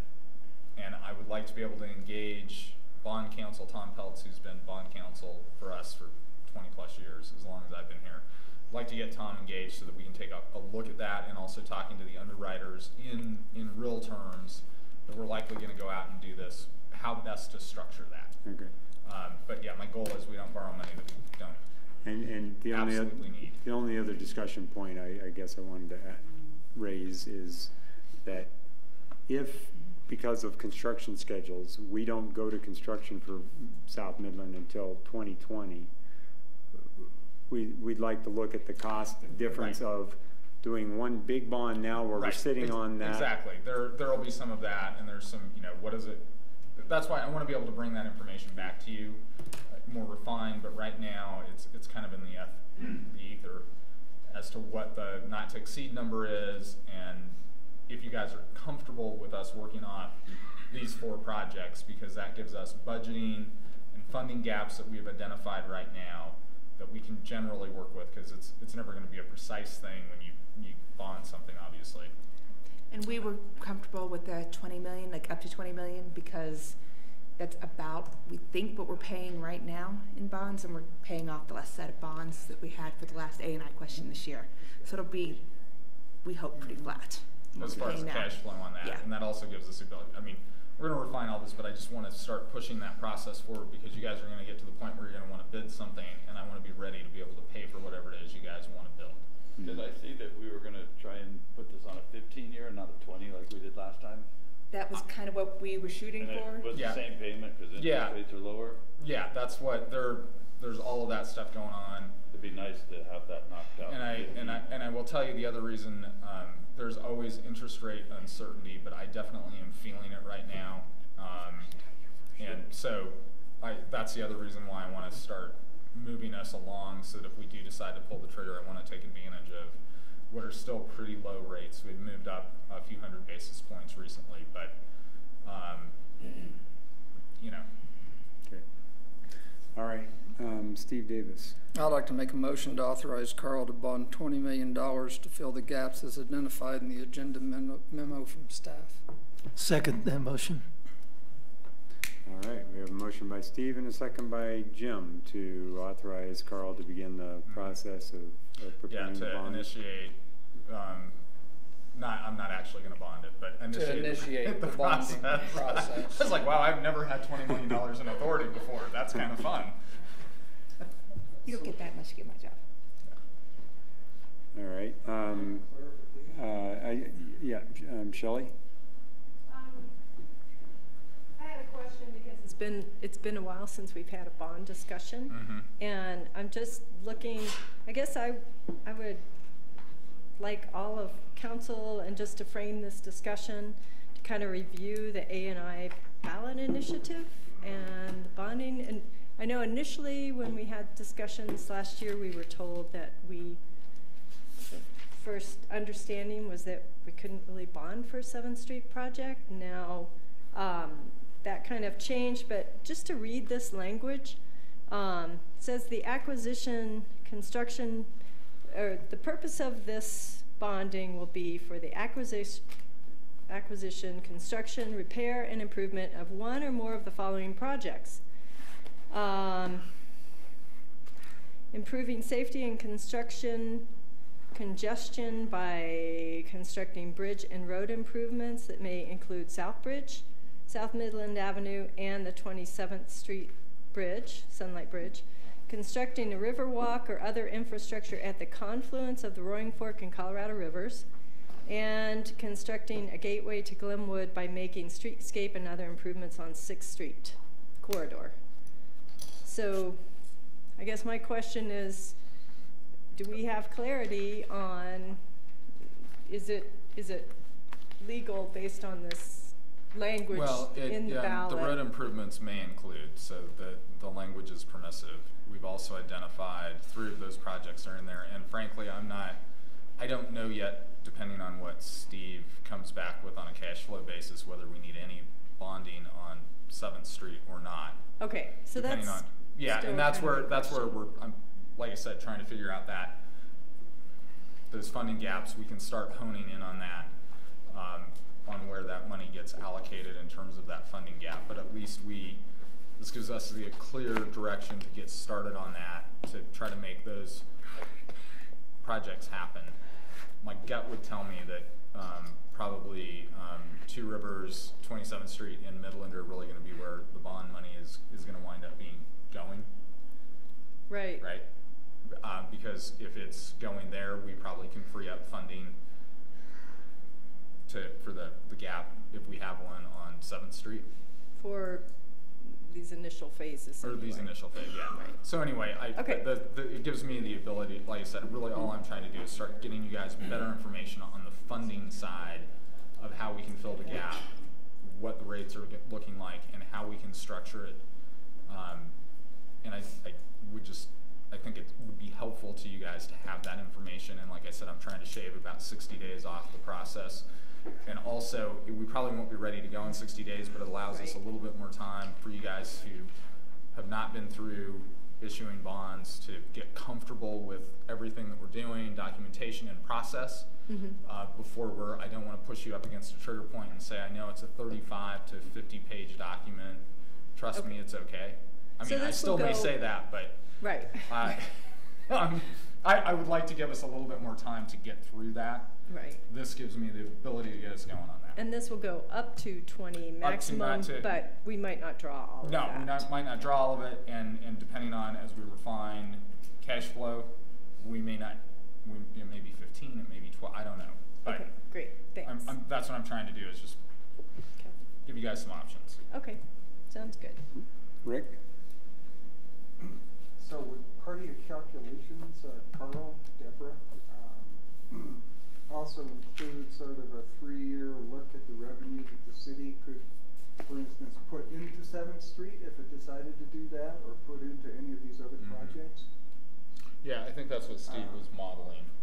At least that's what he told me he could model. I don't know. I believe he can. Okay, I was gonna say, I can talk about basis points, I can't model. Yeah, well, I know Steve and the FAB group put a lot of work into looking at trying to project capital expenditures. And so we've got those 4 that are before us, but there's also other projects that are on the list that we haven't talked about. So are we going to say that these are our 4, 3 of which will have a public element to it, and 1 of which may not be quite so public? And that for now, we're not going to think about the other items on the list that we talked about last year. Yeah, I mean, I think I'm just trying to. No, I understand, and I think that when we talked the last couple of meetings, these 4 projects are the ones that are closest to being ready to go. Right. They are 4 that have been a priority for some time, regardless of scope, but have been a priority for some time. Council was pretty clear: South Midland and 27th Street Bridge. Those definitely need to go. I know that at least to 1 or 2 council members that 2 Rivers is really important, and it has been sitting there and waiting and ready to go for a little while. You guys obviously don't have to choose to do those, but those are the ones that we're working off out of the 4 projects that we're closest to pulling the trigger on, that are large enough that we absolutely need to fill a funding gap. I think that's really what, and like I said, those 2 are pretty high priorities. We have the, so bridge that would be the funding gap over a 3-year period, perhaps, or are we thinking, as we heard tonight, that we would bid all of 7th Street at once? That's going to be up to you guys. Yeah. Like I'm not taking. To us as segments. So. Yeah, and here, here's kind of how you can take a look at that. I'm like, this piece is really just a very hyper technical one for me, in terms of what I'm trying to get started and get you guys comfortable with to when you get to that point. You guys can make your decision on what you want to, how you want to do that. I just want to give you the, we have that not to exceed number. There's a lot of different ways these projects could lay out. Steve and Deborah can work on refining that cash flow, and at least this way we have some forward motion. Okay. One quick question. We're not limited to just the 4 projects identified. No, we're not. That's I'm just kind of looking at those because those are the funding gaps of 4 projects that we have virtually ready to go. Right. And we have a funding gap. And like I said, at least 2 of those are really pretty high priorities. Okay. All right. So we have a motion by Steve and a second by Jim to direct Carl to begin the process of begin the bonding process for a maximum amount of $20 million. Is that a fair restatement of the motion? All right. Any further discussion? Do I need to open? As identified for the funding. As identified. As identified in the agenda, to cover the funding gaps as identified in the agenda. Are we committing to? So is part of the motion committing to all the projects in the memo? You're not committing to the project. We're just working off those for this to get through this. Those are the 4 projects that have been identified by council as a funding gap and a priority. I'm trying to set up so that I can give you a solution to the funding gap. Right. If you decide to pull one of those projects, you can. I mean, that's just going to be a determination on how much money you want to borrow. But I mean, at a minimum, we know that we do not have enough money to complete Midland Avenue or 27th Street. Right.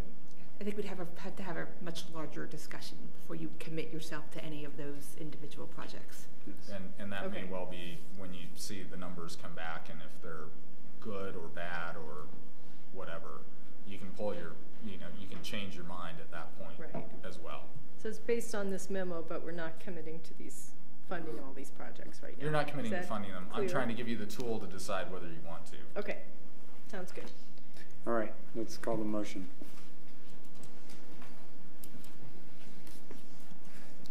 Ingram, yes. Godus, yes. Davis, yes. Gamba, yes. Leahy, yes. Voorhees, yes. Kelp, yes. Motion passes unanimously. All right, thank you. So, report from city administration, city manager? I'm good.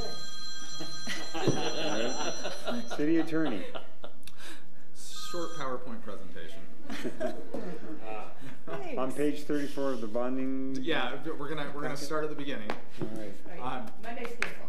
Monday night. Monday's Yeah, you guys just got through what Okay. we needed to sort of get through Monday. I'm good. It took longer than 10 minutes, but it was less than 15. Yeah, so there you go. I was gonna call in from Vegas. Just to participate. I'm just like, I'm not sure how that'd go. All right. So we're all, you're good? I'm good. I'm Okay. totally good. We're adjourned. All right.